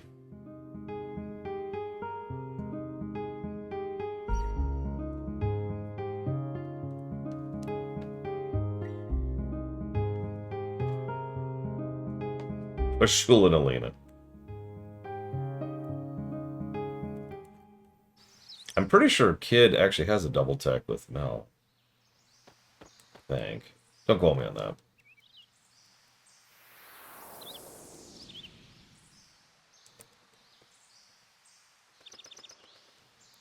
Yeah, Kid is only surpassed by people like Glenn, because Glenn has access to the Einhander. Actually, 2 Einhanders. And of course, you know, Surge is ridiculously overpowered.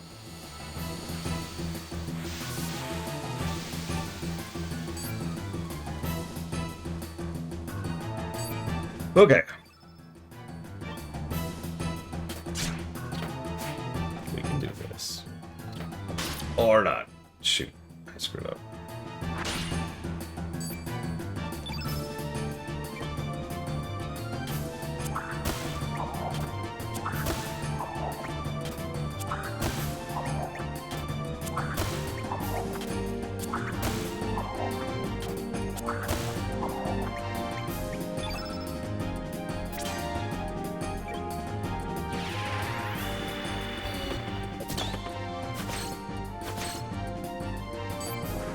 Wrong item.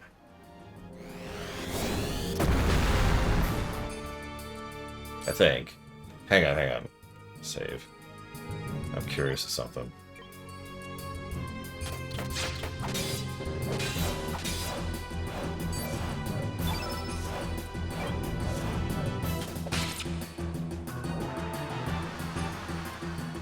Harley, I appreciate you turning the field white, but what are you doing?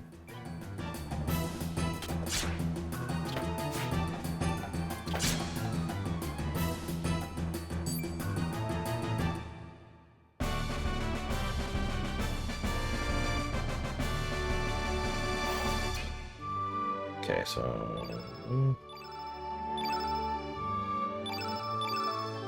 Okay, that's what I thought. I was curious. Alright, so... we run.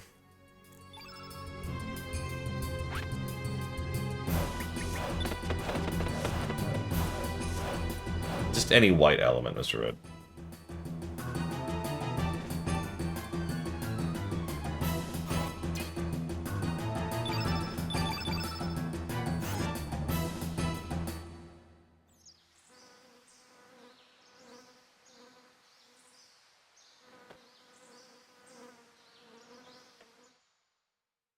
Man, it's a shame Ross isn't here to hear this scintillating music over and over and over again.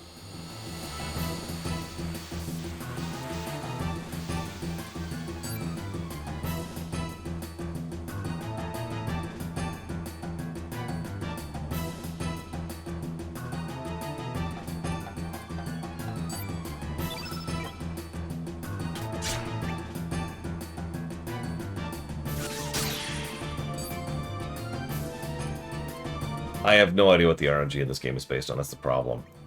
I know how to manipulate RNG pretty well. What I don't know is what it's dependent on. So, for example, if I pause here for a second, and try to do this on a specific frame.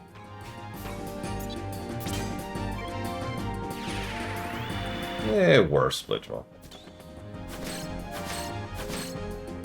So that's the photon. So let's play with this for a second. Let's do this quickly this time.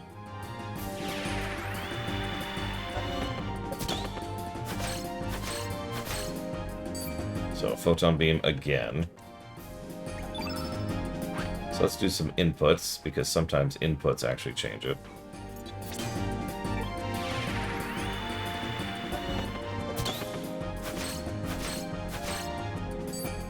Still the photon beam.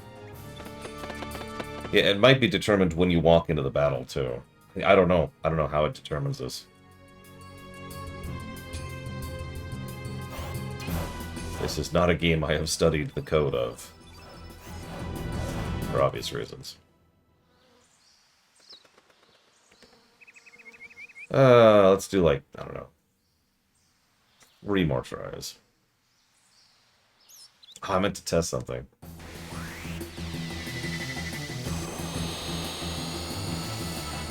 Yeah, Chrono Trigger had weird turn thing. Like, for example, in Chrono Trigger, what determines a crit is determined entirely by action number.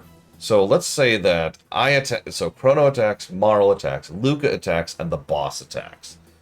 The third attack is a crit. So in that case, Luca attacking would crit. What that means, if you know that in advance, is you could have Luca attack, and then Marl attack, and then Chrono attack. Chrono then uses up the crit, because it's the third action.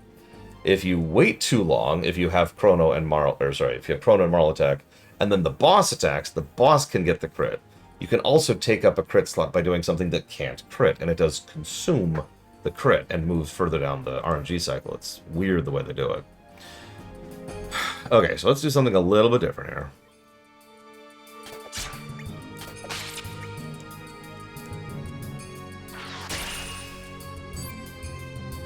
I'm not doing a level 1 task of Chrono Cross. I don't even know if that's possible.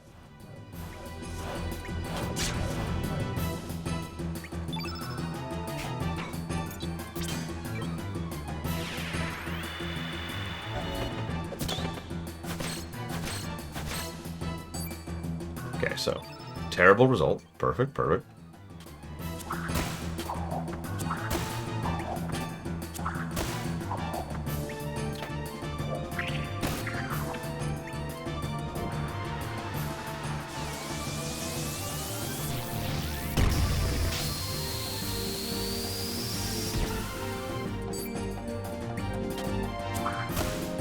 Yeah, Earthbound does the same thing.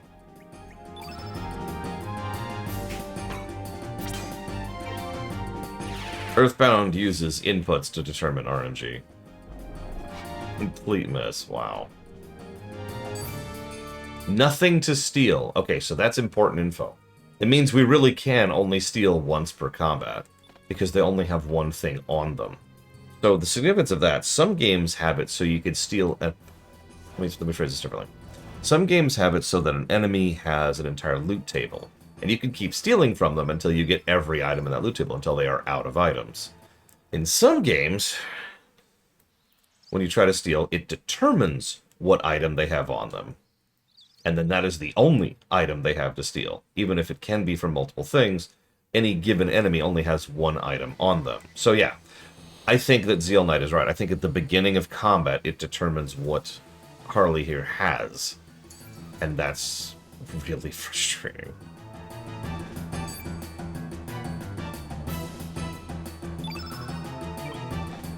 I'm going to give up on this pretty soon, because this is a colossal waste of my time.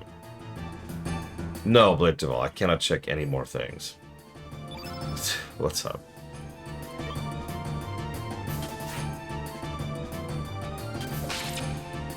I mean, that's what I've been doing this whole time, J. Palmer. Yeah, tell me you haven't been watching me without saying it, J. Palmer.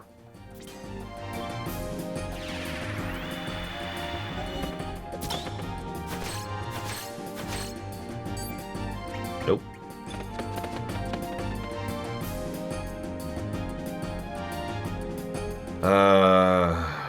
Okay, Bladewell, sure. So rather than having Kid go first... Yeah, Isla's steal chance was extremely high. In fact, Chrono Trigger in general actually had a really good steal mechanic. High chance of success, low cost of retrying, useful. Enemies only had one item they could drop, and a lot of those drops were usually useful. So let's have Surge go first. Surge, go do stuff.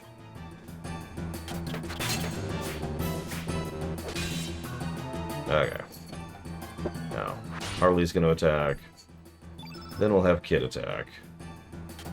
Get our success chance up. As high as it's getting. And steal. Yes, Act, that's Harley. Yeah, Ray did that too in Breath of Fire 3. Photon Beam.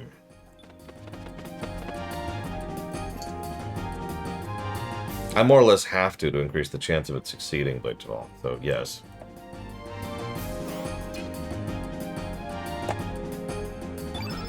Honestly, yeah, Dakota. There's a lot of ways that can go wrong. Like, I'm down for rewarding stealing. I am. It's an extra cost by the player. It's extra time cost, and it's extra resource cost because you're doing something other than defeating the enemy, during which they're fighting you, right? So there's a logic behind making stealing lucrative. Problem is, the exact specifics of steal design have varied a lot over the years, and as I've been trying to convey, the specifics matter. You can't just steal, get item. When it determines their loot profile, what is in their loot profile, what are your chances of success, how many attempts do you have to get it, all of these are specific elements of design. Can you run from the final boss? I think so. Does anyone remember if you can run from the final boss, which I'm not going to name, because spoilers.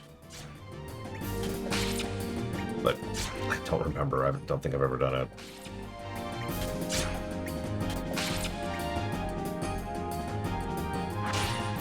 You can run from most bosses in this game. There are very, very few that don't let you. And when I say don't let you, I mean there are a couple of fights where if you run, it's just a restart of the fight.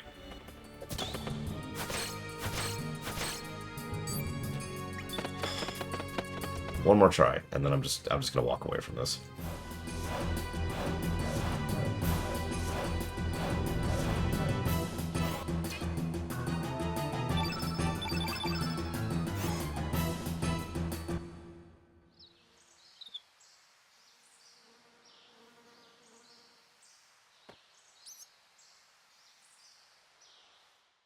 I mean, so far, yes, Act. Other than that one dungeon, this game has been fine. Oh, that's a good point. We're already, like, well over halfway through our Deathloop playtime.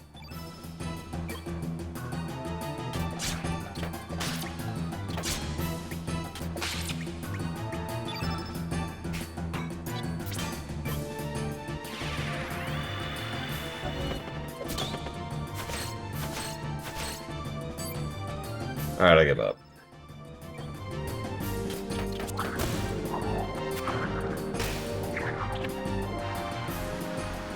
I'm tired of being here. This is an extremely useful accessory, and the game just does not want me to have it. You know what's really awful is it's entirely possible that fleeing and resetting doesn't reset her loot table. It is actually possible that the trigger to set her loot table happens before, like the first time you walk in, right? So it's possible that running and attacking and running and attacking and trying to steal each time doesn't work.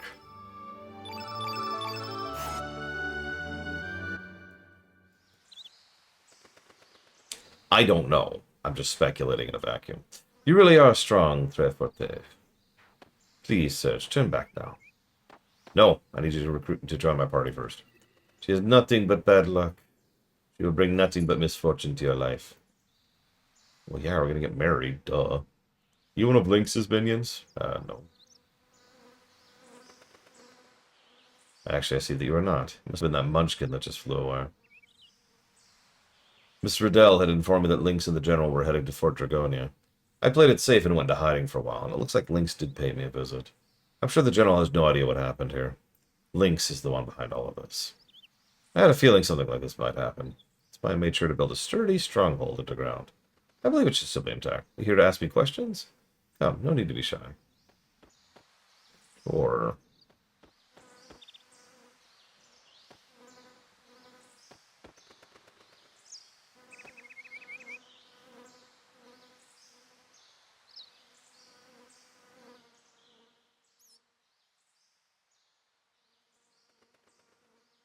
I see. So you've met Riddell and Glenn. Aw. Nice, house. Good luck, Act. You're gonna need it. Yes, I once wielded a sword as a proud member of the Acacia Dragoons. Glenn's father, Garai, the blacksmith Zappa, and I used to tear up the battlefield. That was a good 15 years ago. When Garai lost his life on the Central Continent, I vowed to become his son's guardian. I officially retired 4 years ago after Dario received his father's sword, the Einlancer. I've been here ever since, living a carefree life away from the rest of the world. However, Dario is no longer with us. Life is so unpredictable. It was then that Lynx approached General Viper, spoke of the legendary treasure, the Frozen Flame, which is able to heal all illnesses, fulfill any dreams. I do not know what this man Lynx is plotting, but I believe General Viper intends to overthrow the nation of Por with the power of the legendary flame. Por is a nation governed by militarism, has brought on suffering to many people on the central continent of Zenon. Perhaps the general envisions a bright and peaceful world, much like Guardia was at one time. Or is he planning to find the answer to why we have continued to hurt and kill each other since antiquity? Because remember, humans are evil. In any case, I no longer wish to involve myself in any conflicts.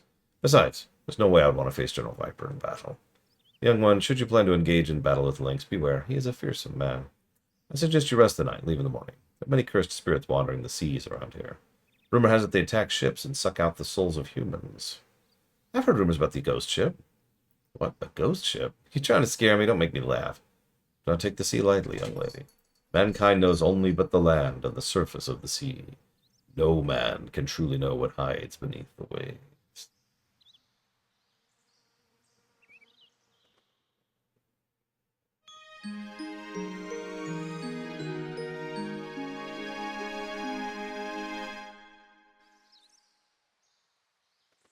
Sharks! Okay, let's get out of here. Take care of yourself, I guess. Right, I meant to fix my accessories. I meant to do that like 5 battles ago.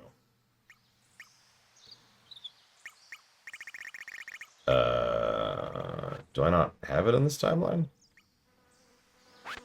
What?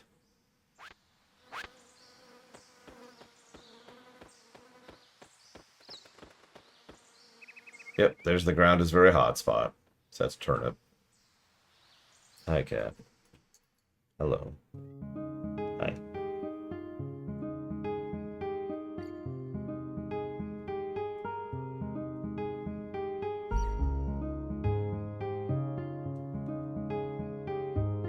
Hang on, I want to do one thing really quick, because I should have an accessory. I'm not sure why I don't. Can I just land, like, down here? Yes, I can.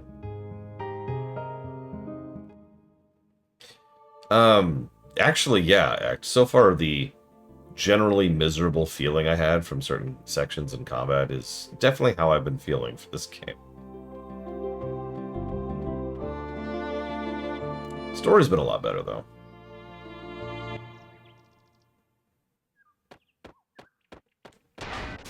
Yeah, like, I've obviously come back in here. Why don't I have it? Yes, cat, I know. You hate me. I know.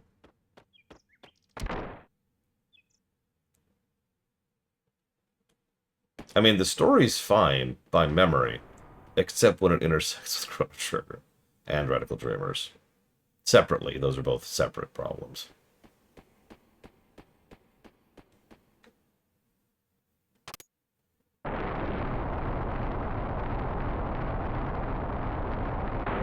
I said what I said, Bragwin.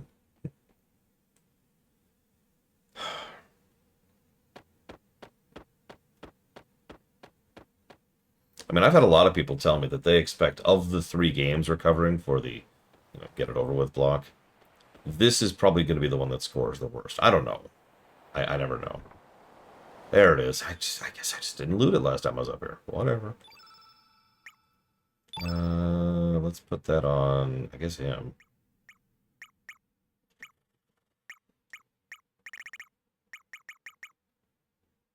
Wait, nope, that's not it. Oh my god. So, like... Well, let's put it on anyway, see what happens. Well, let's see. Xenogears is about philosophy, religion, giant mechs, mecha, excuse me. Gotta be clear about that. And...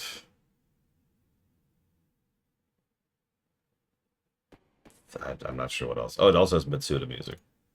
Mitsuzik. Muse-tuda?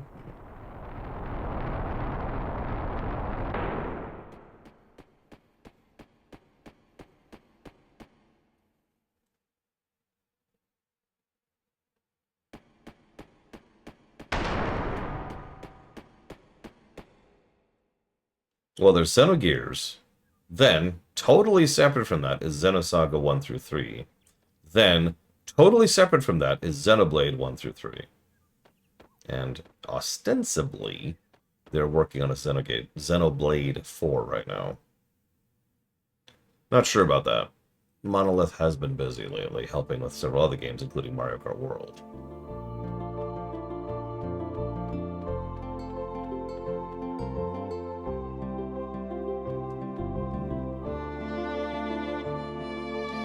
We don't talk about Xenoblade X.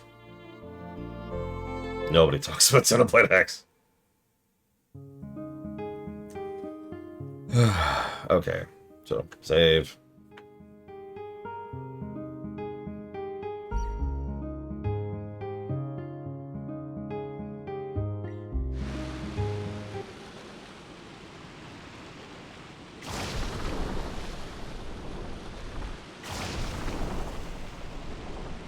Don't worry, the next game is Xenogears, a game in which humans suck.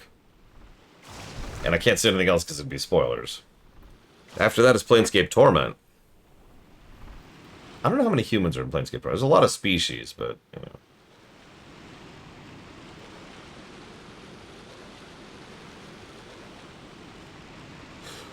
The ghost ship. Buonanana.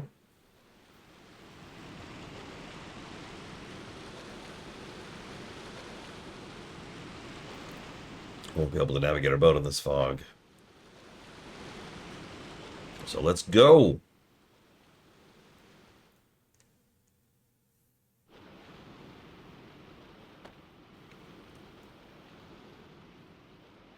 Is this thing really a ghost ship? One way to find out. Hey, Zara. Yep, definitely looks like a ghost ship to me.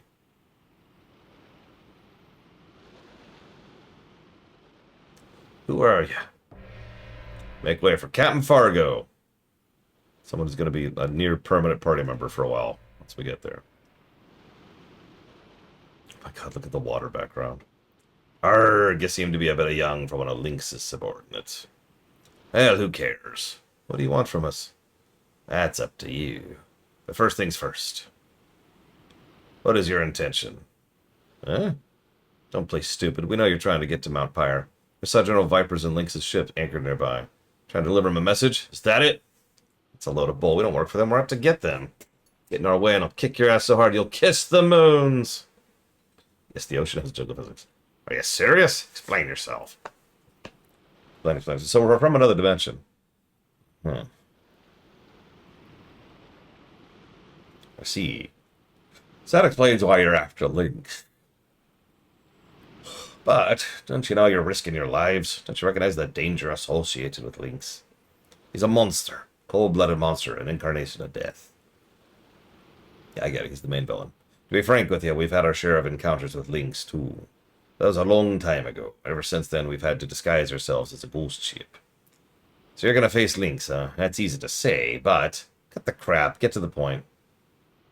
Arrgh, bring out our you-know-what. I believe only 2 Triaxia, but don't quote me on that. I want to see if you youngsters can match up to the likes of Lynx. Let's make sure you're not all talk. You'll have to prove your worth.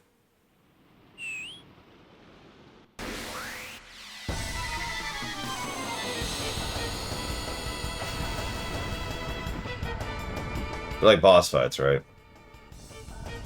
Actually, I don't think this one counts. Man of Wars.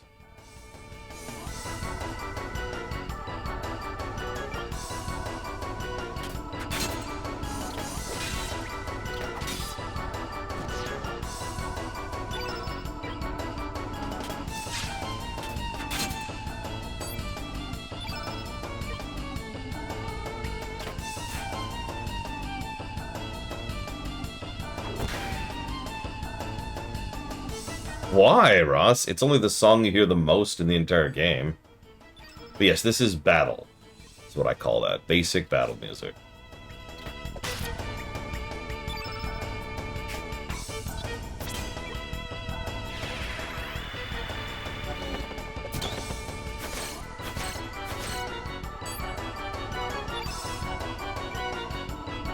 Well, there's not really such a thing as levels. So I am as leveled as I can get.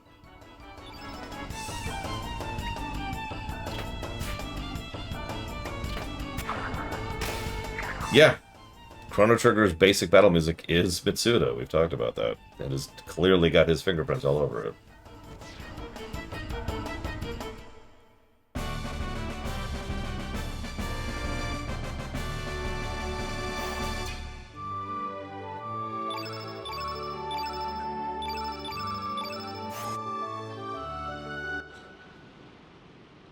Just loosen you up. Time to get serious. Boss battle number 2. Of 3, by the way.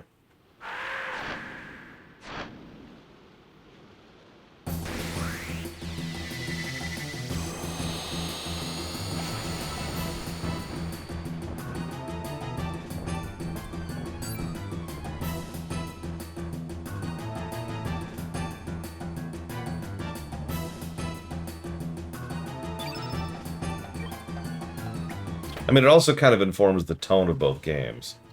For all its intensity, ultimately Chrono Trigger is a very laid-back game when you sit back and think about it.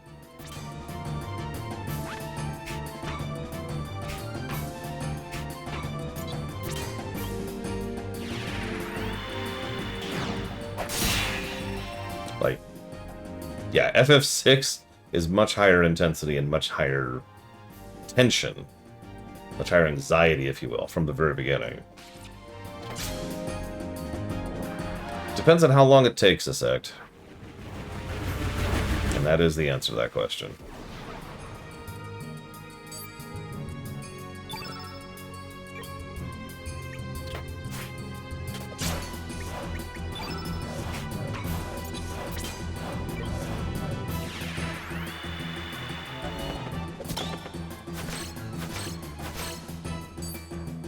Eh. Okay. Oh yeah, I'm gonna play Lotro immediately. It's gonna be great.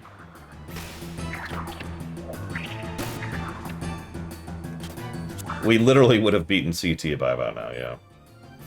Give me another few hours, I would have beaten FF6. Give me the rest of the day, I would have beaten Deathloop. Ha! How do you improve stats in this game? Well, you beat bosses, and once you've defeated bosses, you get stat-ups.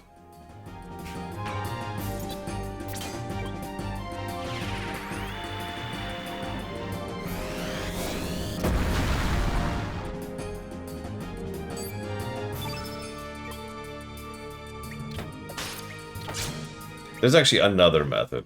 Once you defeat a boss, there's a pool of small little stats you can gain from trash, but that runs out after a certain point.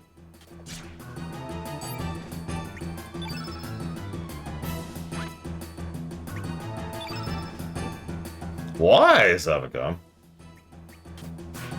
Speaking of humans or bastards. Definitely not the theme of FF6.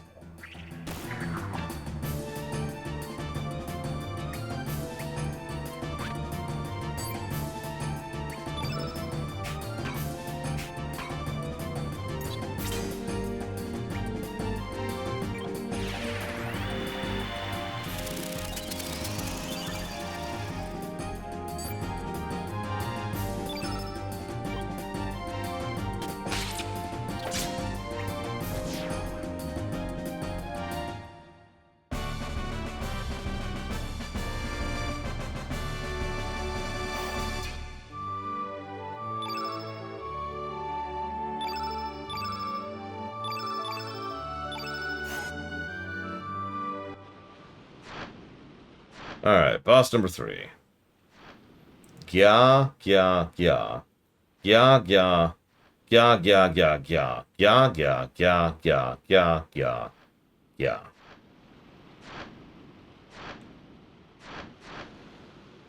Yar, stronger than I expected. You got me blood boiling.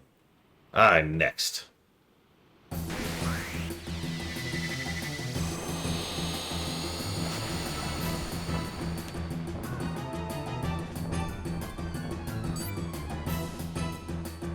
Ugh. Yeah, notice we get no breather in between these. I hope you get used to that, because that's a very common strategy in Chrono Cross. Here's back-to-back bosses. This game loves its bosses. I don't know why exactly. It's an interesting approach. I'm not complaining, it's just, it really likes its cascading boss battles.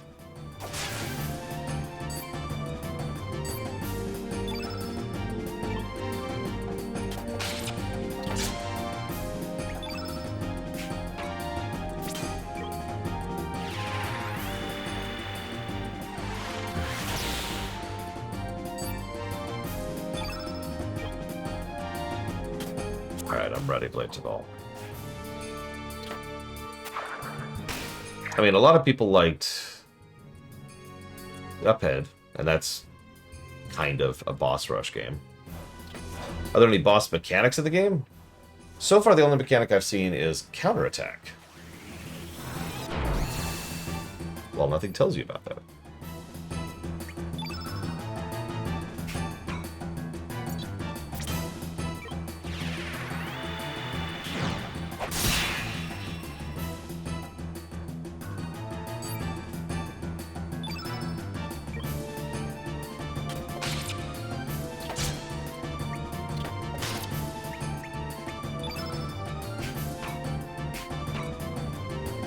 We're stealing from him? Whatever. I suppose that's true of Lectuval. Hi, Zobek.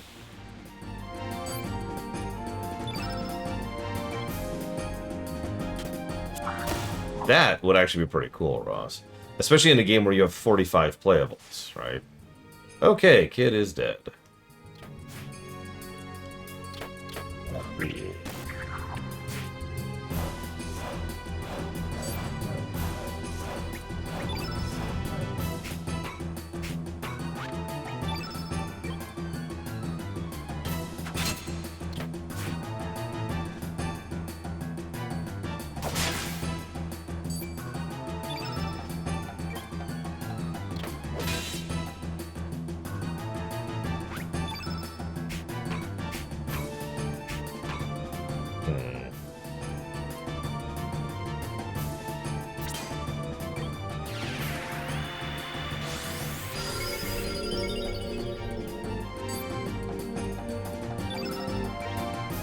Well, this sucks. I'm pretty sure my revive is on Kid.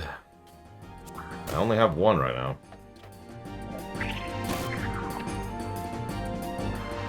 I mean, that kind of environmental thing could probably work, so.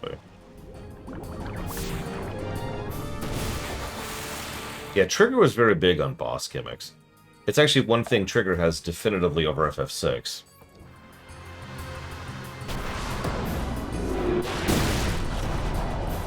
I love FF6 to death, but its boss design isn't.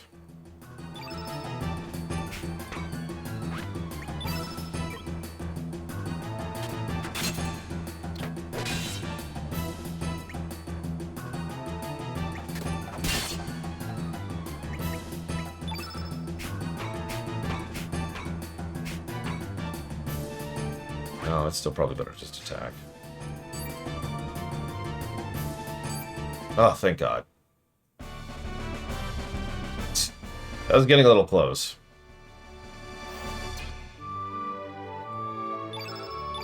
Notice we didn't get a star out of that, by the way. Yeah, they do like their Andros bosses in Chrono Trigger. Not bad. But keep in mind, we be pirates. Eh? Surge! It's a tranquilizer made from jellyfish stickers. You lubbers will be asleep for a while. Oh. Well, that's that. Stick these landlubbers in the hole. No, that wasn't a supposed to lose fight, before you ask.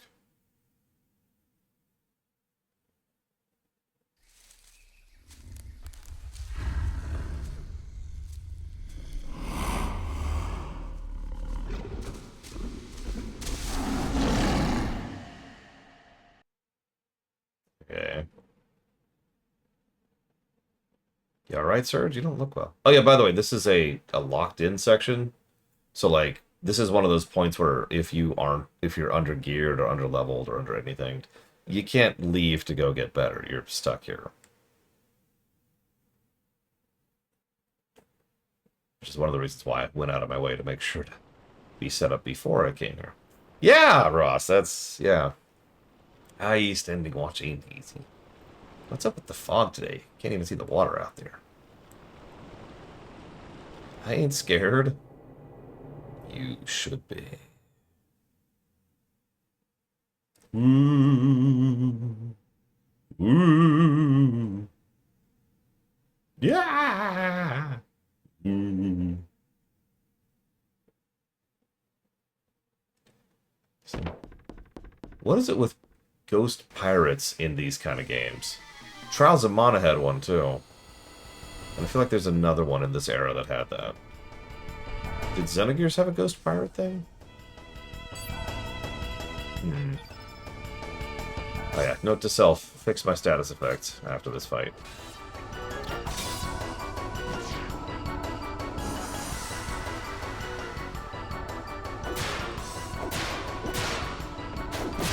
Jesus, game. Ghost pirates who aren't evil. I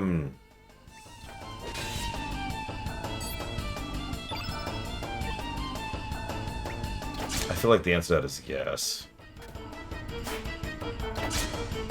Oh, excuse me, Pillars of Note. You're right. Ghost pirates.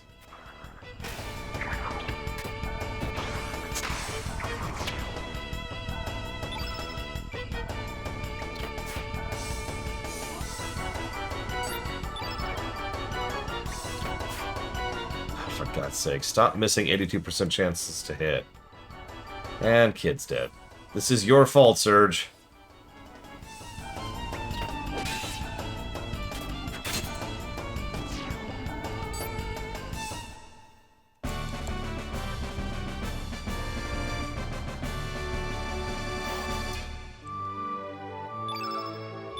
Oh, enjoy not getting a health up. What are these monsters doing here? What's going on?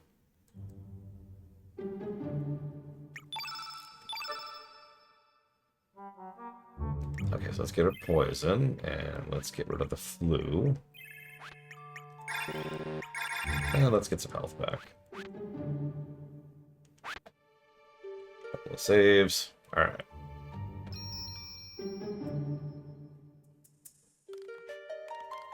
You okay there, buddy? Looks like you're alright. I thought you were goners when that monster went in. You think the almighty kid would go down that easily? You died in that fight, kid. Anyway, what the bloody hell's going on here? Sorry, I don't know either. Before I knew what was going on, I was attacked. Go ahead, I won't stop you. Yes. Yes, I chose the obvious, overt, most people would pick it path, rather than the I happen to have a walkthrough next to me path. Silly me. That's really funny. Oh, snow.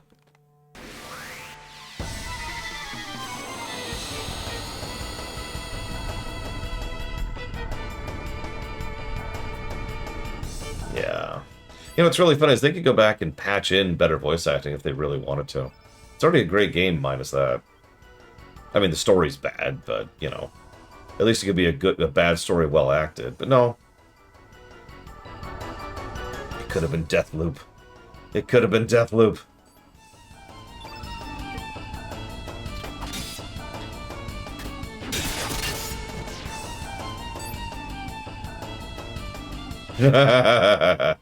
Oh, that's just mean. Let's just know.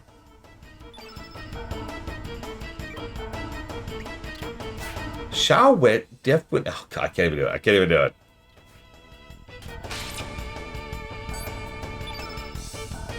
But I'd rather play this or Deathloop. This. And I'm pretty sure the score is gonna, you know, agree with me on that. Although, as Dakota put out yesterday, we're only like on day 2. It's kind of hard to gauge exactly how far we are into the game, really. Because certain sections of the game just take way longer than others.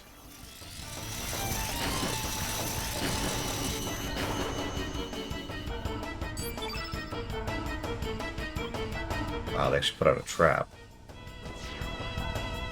Which we haven't even talked about yet. Gosh, I'm not sure, Jay Palmer.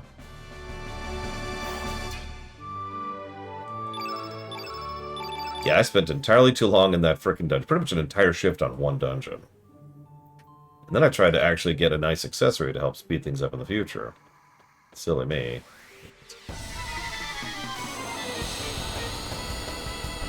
I also am going to have a slightly shorter shift because I got to go in about an hour-ish here. So I'm kind of hoping to get through the ghost ship by then. Probably not going to happen. Cat agrees with me.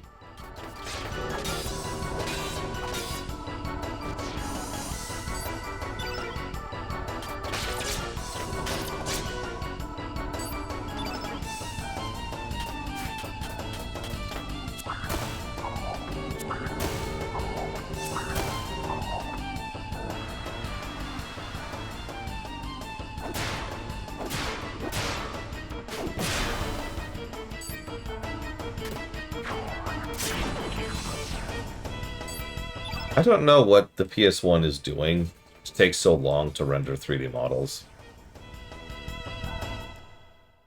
Yes, there will be a second shift. Like, I don't know enough about the hardware to really answer that. I know literally reading off the disc is at least one of the slowdowns of the PS1. It was considered a major reason why the N64 was, I don't want to say better, but it certainly was faster. Better might be a bit much.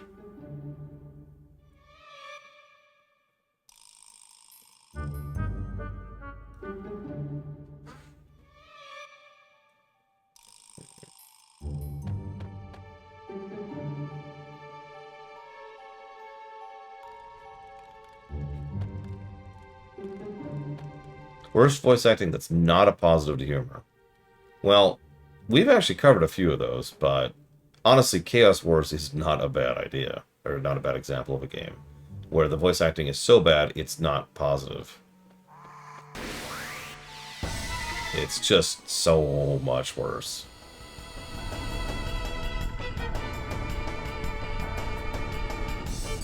To use a specific example, can someone do me a favor and Google when Paper Mario came out? The first one on the N64. Let's figure out our timeline here.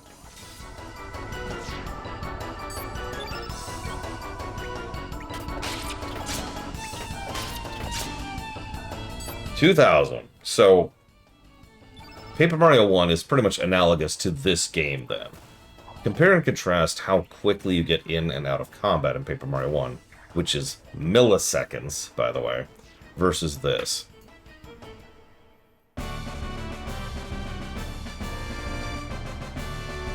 That's the cartridge versus the CD right there.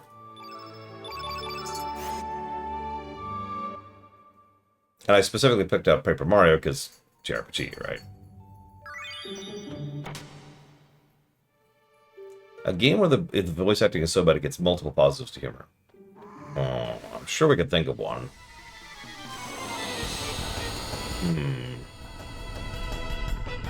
Yeah, Quest 64 actually loads very quickly. Of course it does. It's a cartridge. And yeah, Dream Whisperer, I think it was Dream Whisperer, yeah, is right. Nowadays, just putting on an SSD is turbo fast. People were doing tests with the Switch too, and load times are, you know, seconds faster if you have it installed locally or on a SD card. You know, than if you actually have the cartridge in the thing.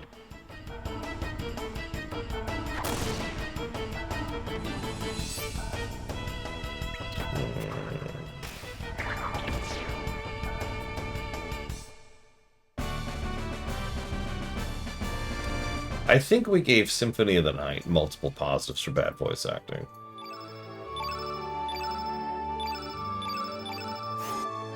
I think so. I think we did.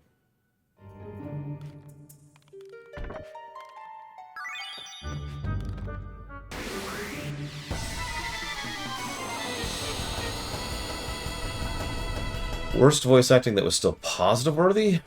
I mean, it's worth noting, a lot of people tend to forget that when there's bad voice acting that's, you know, enjoyable, we usually still give the bad voice acting negative. Because, and this is important, it's still bad. So that I mean, most of those games still get negatives, even if they get positives. Having said that, the worst voice acting that, let's ignore review for a sec, just something I would personally consider to be enjoyable despite its awfulness.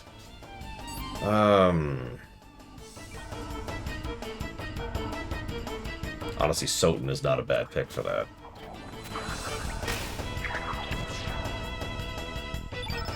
Ain't that the truth, BB Good Fate. So I haven't reviewed Trials of Mana, so I'm not sure about that one. Resident Evil 2. That was pretty bad.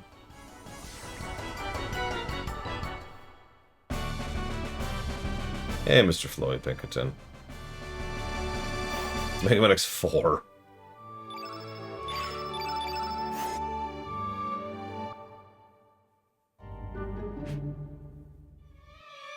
What the name of Davy Jones is going on here? What the hell's going on?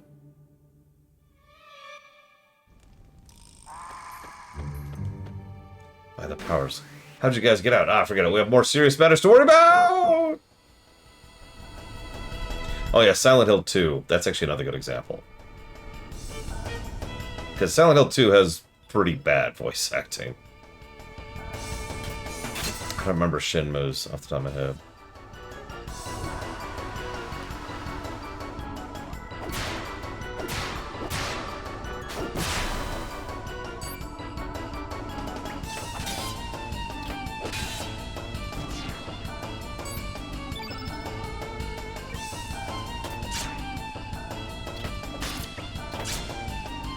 I was thinking Resident Evil 1, actually. I heard that during the run, Morganite. Eddie, what are you, nuts?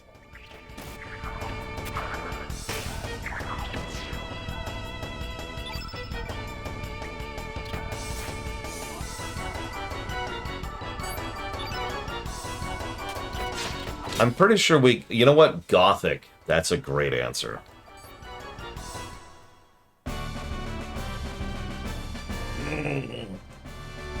The odds of that happening are practically non-existent, Mr. Floyd. However, I have multiple metrics by which to pick that. First, let's talk to this guy. Let me through so I could get the frickin' key. Yes, cat, I will feed you in half an hour. Gothic did get a voice acting positive. It was really funny having Bob from accounting playing Gothic. But what do you want from me here?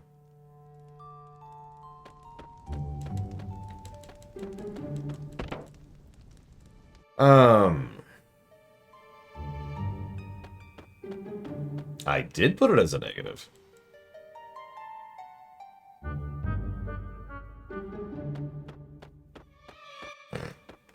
Ah! Anyways, I suppose I owe you an actual answer, Mr. Floyd. So, the idea here... Ah! It's locked! The idea here is, if we're looking for a game to run, I've got several categories of games I could pull from to go ahead and then fund with Dealer's Choice. So first and foremost, we have historically significant games. That's obvious. Then we have games I just want to get over with. You're looking at one of them. Then we have games. This technically is a historically significant as well.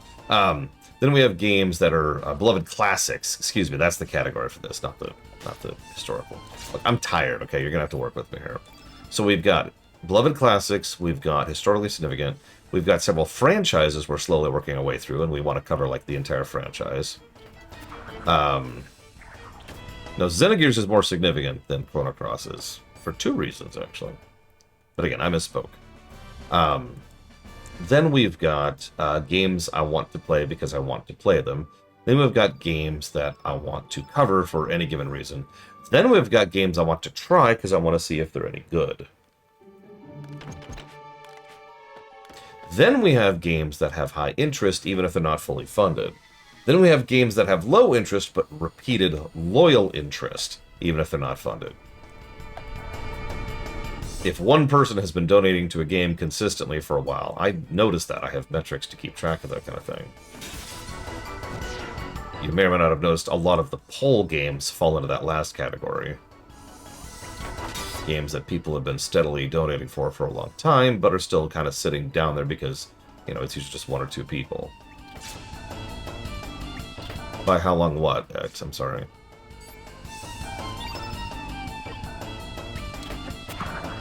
You'll also notice none of the games I just mentioned are long. You will pretty much never see me go out of my way to push a long game to the front. Unless I just want to get it over with. Which, there is a game I'm actually going to do that with. Depending on how my schedule lines up. How long do they donate to it consistently? I have no idea. Oh yeah, you're the landlubbers within the hole, but how did you... I guess it doesn't matter. Where do you plan to go? Back up to the bridge, I suppose.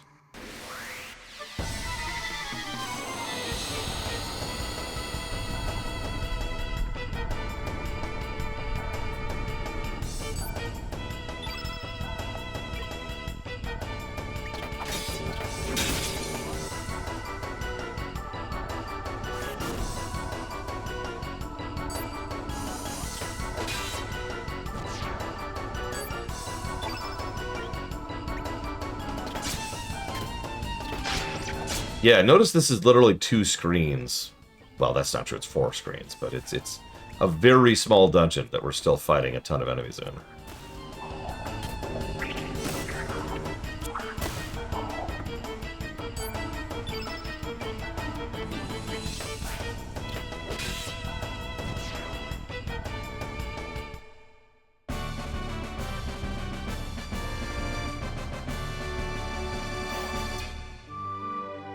You had to say that, push-ups, didn't you?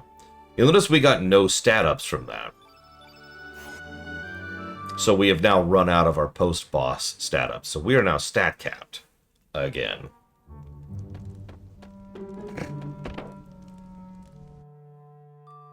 You had to say something, push-ups. I knew it! Saboteur! Saboteur! It's a good thing, too. We got a boss coming up. I mean, lore shock, right? Of course there's a boss coming up. I kind of want to beat that boss before I head out. Can I please, like, progress? What do you want from me, game?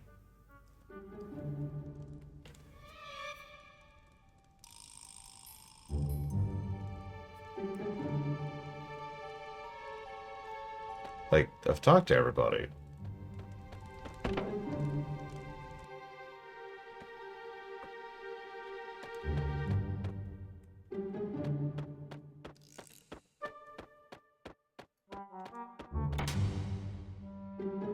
Cheat flag is no longer up. I went back and fought the boss legit just to get rid of the cheat flag. So we're back on non-cheat land.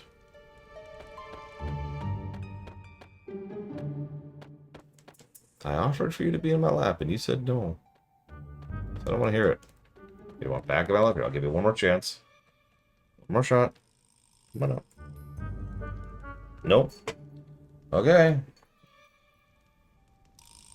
I know you just want food. I know that's all you care about. So I don't want to hear it.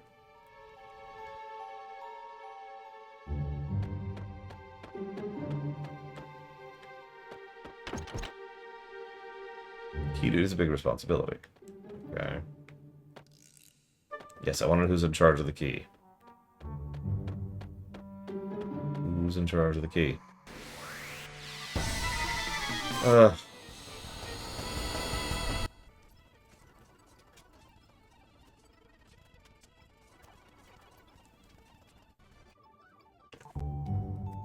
Sorry, but these are literally a waste of my time at this point, so... It started spreading to my other hand, so...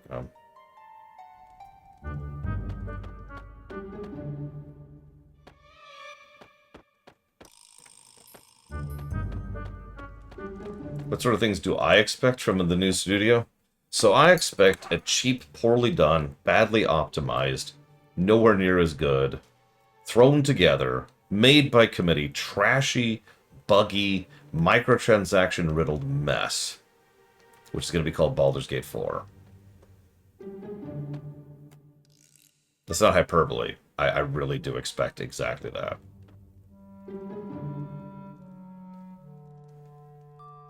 Who's on key duty? Oh, I am. I'm on key duty with all the chaos. I gave it to the nearest matey around me. Was it such a panic? I don't remember who I gave it to. He's downstairs somewhere.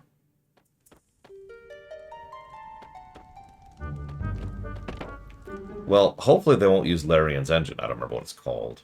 Because that's Larian's engine. Oh, sorry, live service as well. Always online connection, obviously. Yeah, it'll reference Minsk, because he's the popular one. It'll involve the return of Irenica. No, it can't, because we lost David Warner. That still sucks, by the way. No, it will reference Irenicus, and it won't be voiced by David Warner.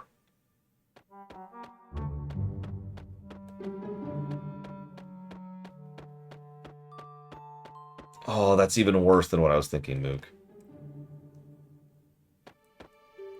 Where's this goddamn key?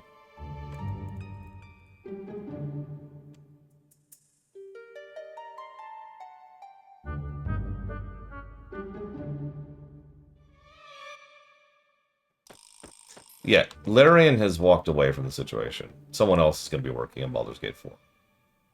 Oh yeah, and of course, Ball will be the villain.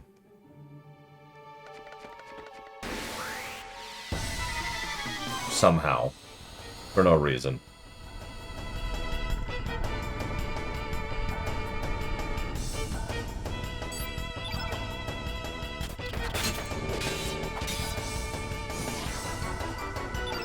Yeah, they spent years building up to making Baldur's Gate 3. I talked about that during the review of that. They spent years building up to that game. And earning the right to get it, getting the licensing, and then they spent years making the game. They did it. They're good. Yeah, they're moving on to whatever the hell they want to do, which is probably DOS 3. Or at the very least, back to the Divinity series.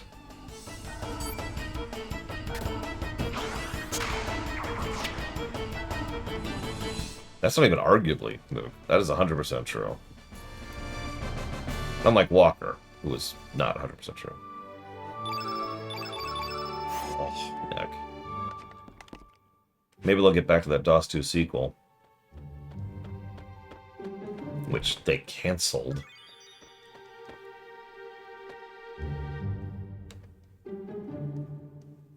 Thanks for the key.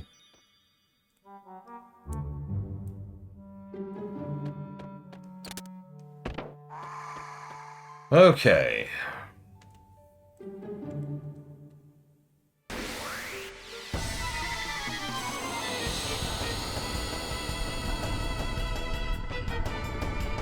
Well, while I'm doing this really boring battle, thank you, Walker, very much, as always.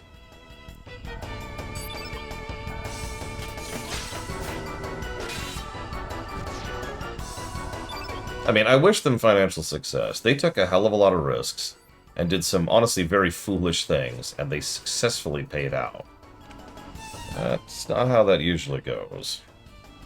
I always remind people that the risks Larian took to make, all the games that they made were dangerous and could have not just bankrupted the company, but actually caused people to lose their houses. Well, houses. Livelihood, and then also, separate from that, a house. Alright, so let's put this towards...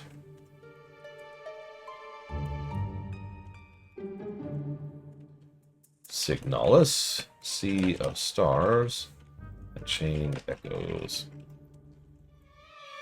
Ah, I love how they managed to make a dungeon that's just essentially 2 rooms somehow take me like 15 minutes to get through. I know that sounds like pedantic, but God, why am I still in this dungeon? Why does everything take so long?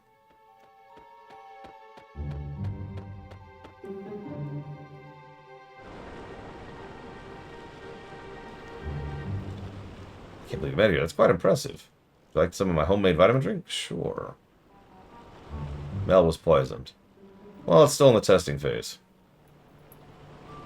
Thanks. That is such an asshole move. What? Why? Why is this game such a dick?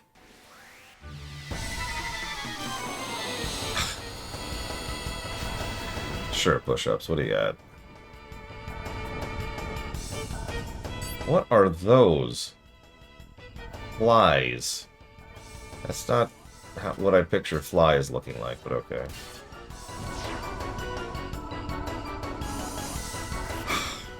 I haven't seen Dungeon Design this hostile since I played Kingsfield 4!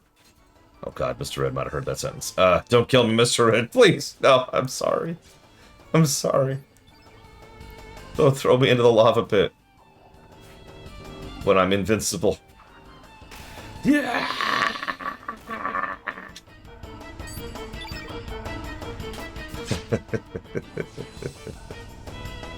That's true. I was keep waiting for Valerian to show up, because they say they love Chrono Cross. And they haven't poked their head in once.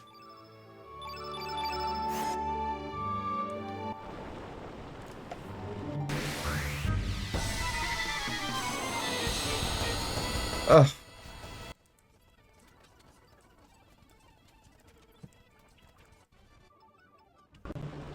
You know, I wouldn't blame him. Like, you know what? Screw that lore.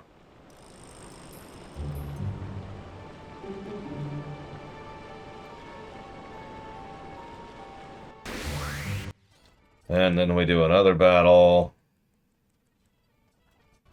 We're getting a lot of iron. Oh my god, this encounter rate. This is crazy, especially given we get nothing from these guys. And we're getting iron, but we don't need that much iron. At least I don't think we do. Maybe we do. I don't know. Maybe I shouldn't say that. Riskiest game that paid off. I'm going to ignore all the old... There are 3 enemies on the screen alone. Yeah, I played this legit on my PS1. I'm just... Yeah.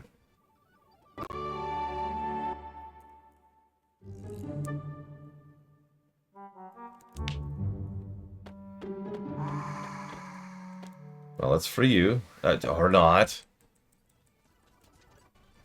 FF14, actually, yeah. Did I not... Oh, there. No, don't... God damn it! Why are there 7,000 encounters in here? But yeah, a lot of older games were actually big risks when they did them.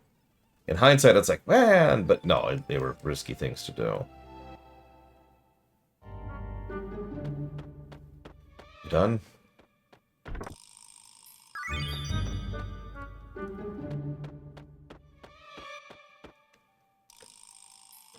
Why do you keep approaching me? Can't you see I'm hiding? Don't know why I'm here.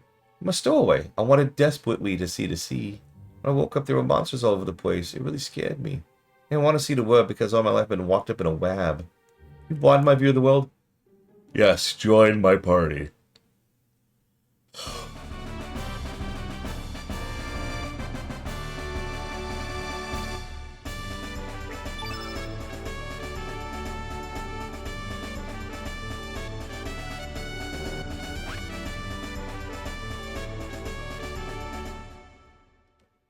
Push-Ups just wanted to talk about economics for a second. Something that I guess we can tolerate on this channel. Never, Ross. I can't recruit any of the party members I want to recruit, so I have to recruit the animals. Okay. Who's ready for the boss? Let's see if we can beat this so I can actually... before I have to head out. Okay, so the good news is this boss is uniquely suited to me. For a reason that's, near as I can tell, a bug. So yeah, saves.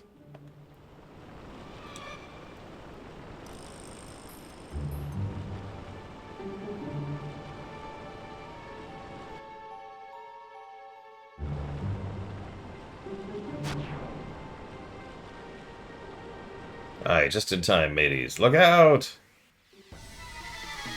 That's not the boss. For God's sakes, nobody cares about trash battles. Get out of... You know, I was actually praising this game earlier for having a relatively low and avoidable encounter rate. You could kill everything if you wanted to, but because of how the encounters were spread and because of the, you know, you could see them on the overworld approach, you could actually dodge so many of those. Then we got here. We got to this dungeon, and all of a sudden it's like... just enemy spam. You call yourself Sea Dog. Show some spirit. Oh no, we've got to go help the captain. Get your stinking ghostly hands off of me.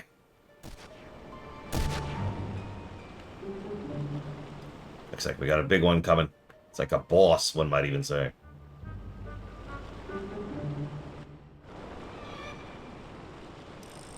The arm. Your name's Surge, huh? Go take the wheel. Aye, aye, Captain. Keep your heads high, mateys. Don't forget we be pirates aboard the SS Invincible. You named your ship Invincible? Do you have a death wish? Okay, boss time. So this boss does a few things, but it does one big thing.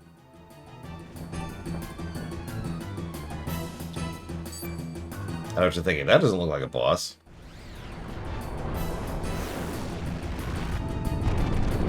So anyways, that's the boss.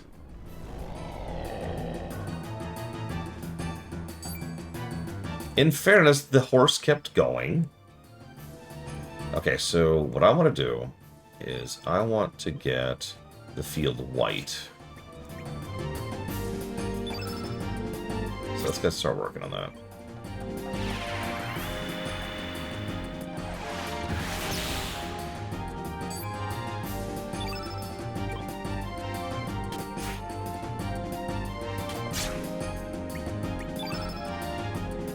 I was right, she has to revive. Maybe a little bit more.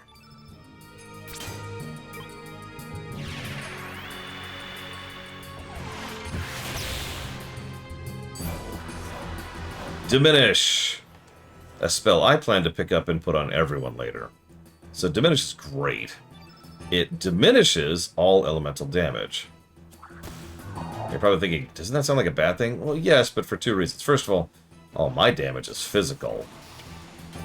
Second of all, there's a glitch, probably a bug, within the code.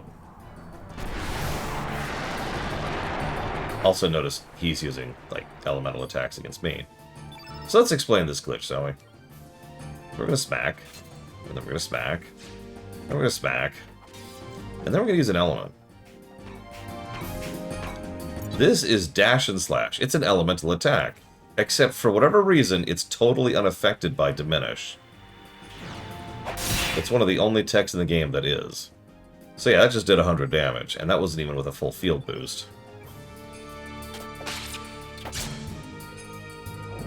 Thank goodness I have a walkthrough telling me all this, because could you imagine? You notice it didn't even say what Diminish does in the actual battle. It just, he casts Diminish. And then he's a ghost who casts black spells.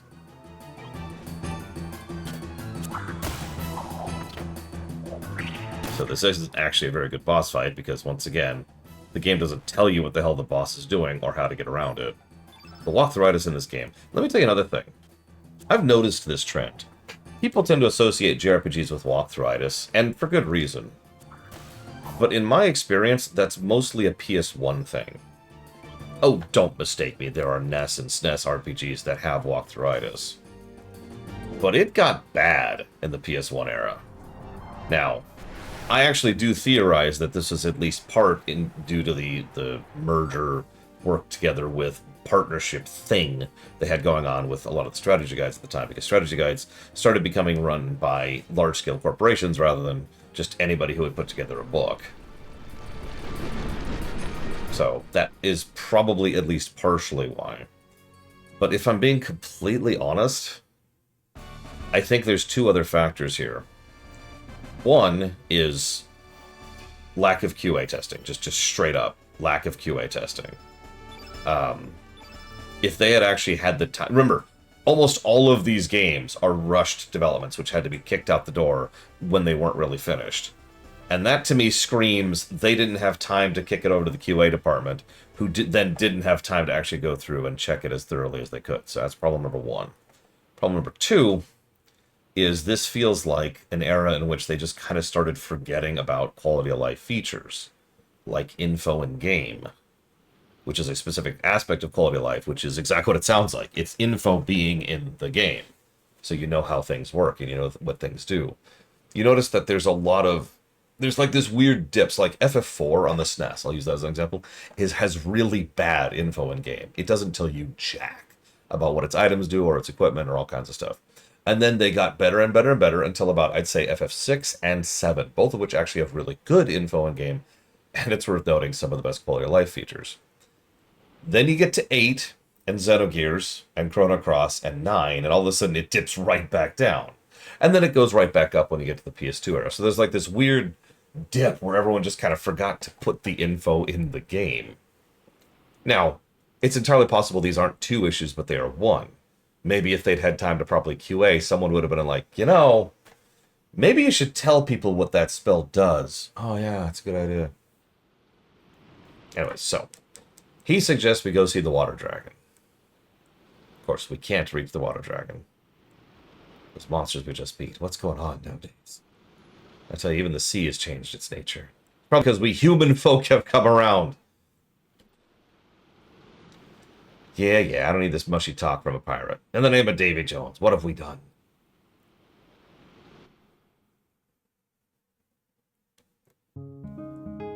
Okay, we did it. Dungeon complete. Probably a Blade to Vault. Because again, a lot of these quality of life features kind of came back in. Like in the PS2 era. PS2 era has its own problems. Bloat, and bloat. But at the very least, they fixed a lot of this interface, HUD, info in game, walkthroughitis kind of a thing. Most of the walkthroughitis-y stuff in, say, FF10 or 10.2, or even in 12, is all for like the optional, super optional stuff. Not playing the game, right? Like I said, I'm going to chop off early. I will be back for a second shift. Hopefully we'll be able to get a nice bite out of this. Otherwise, see ya.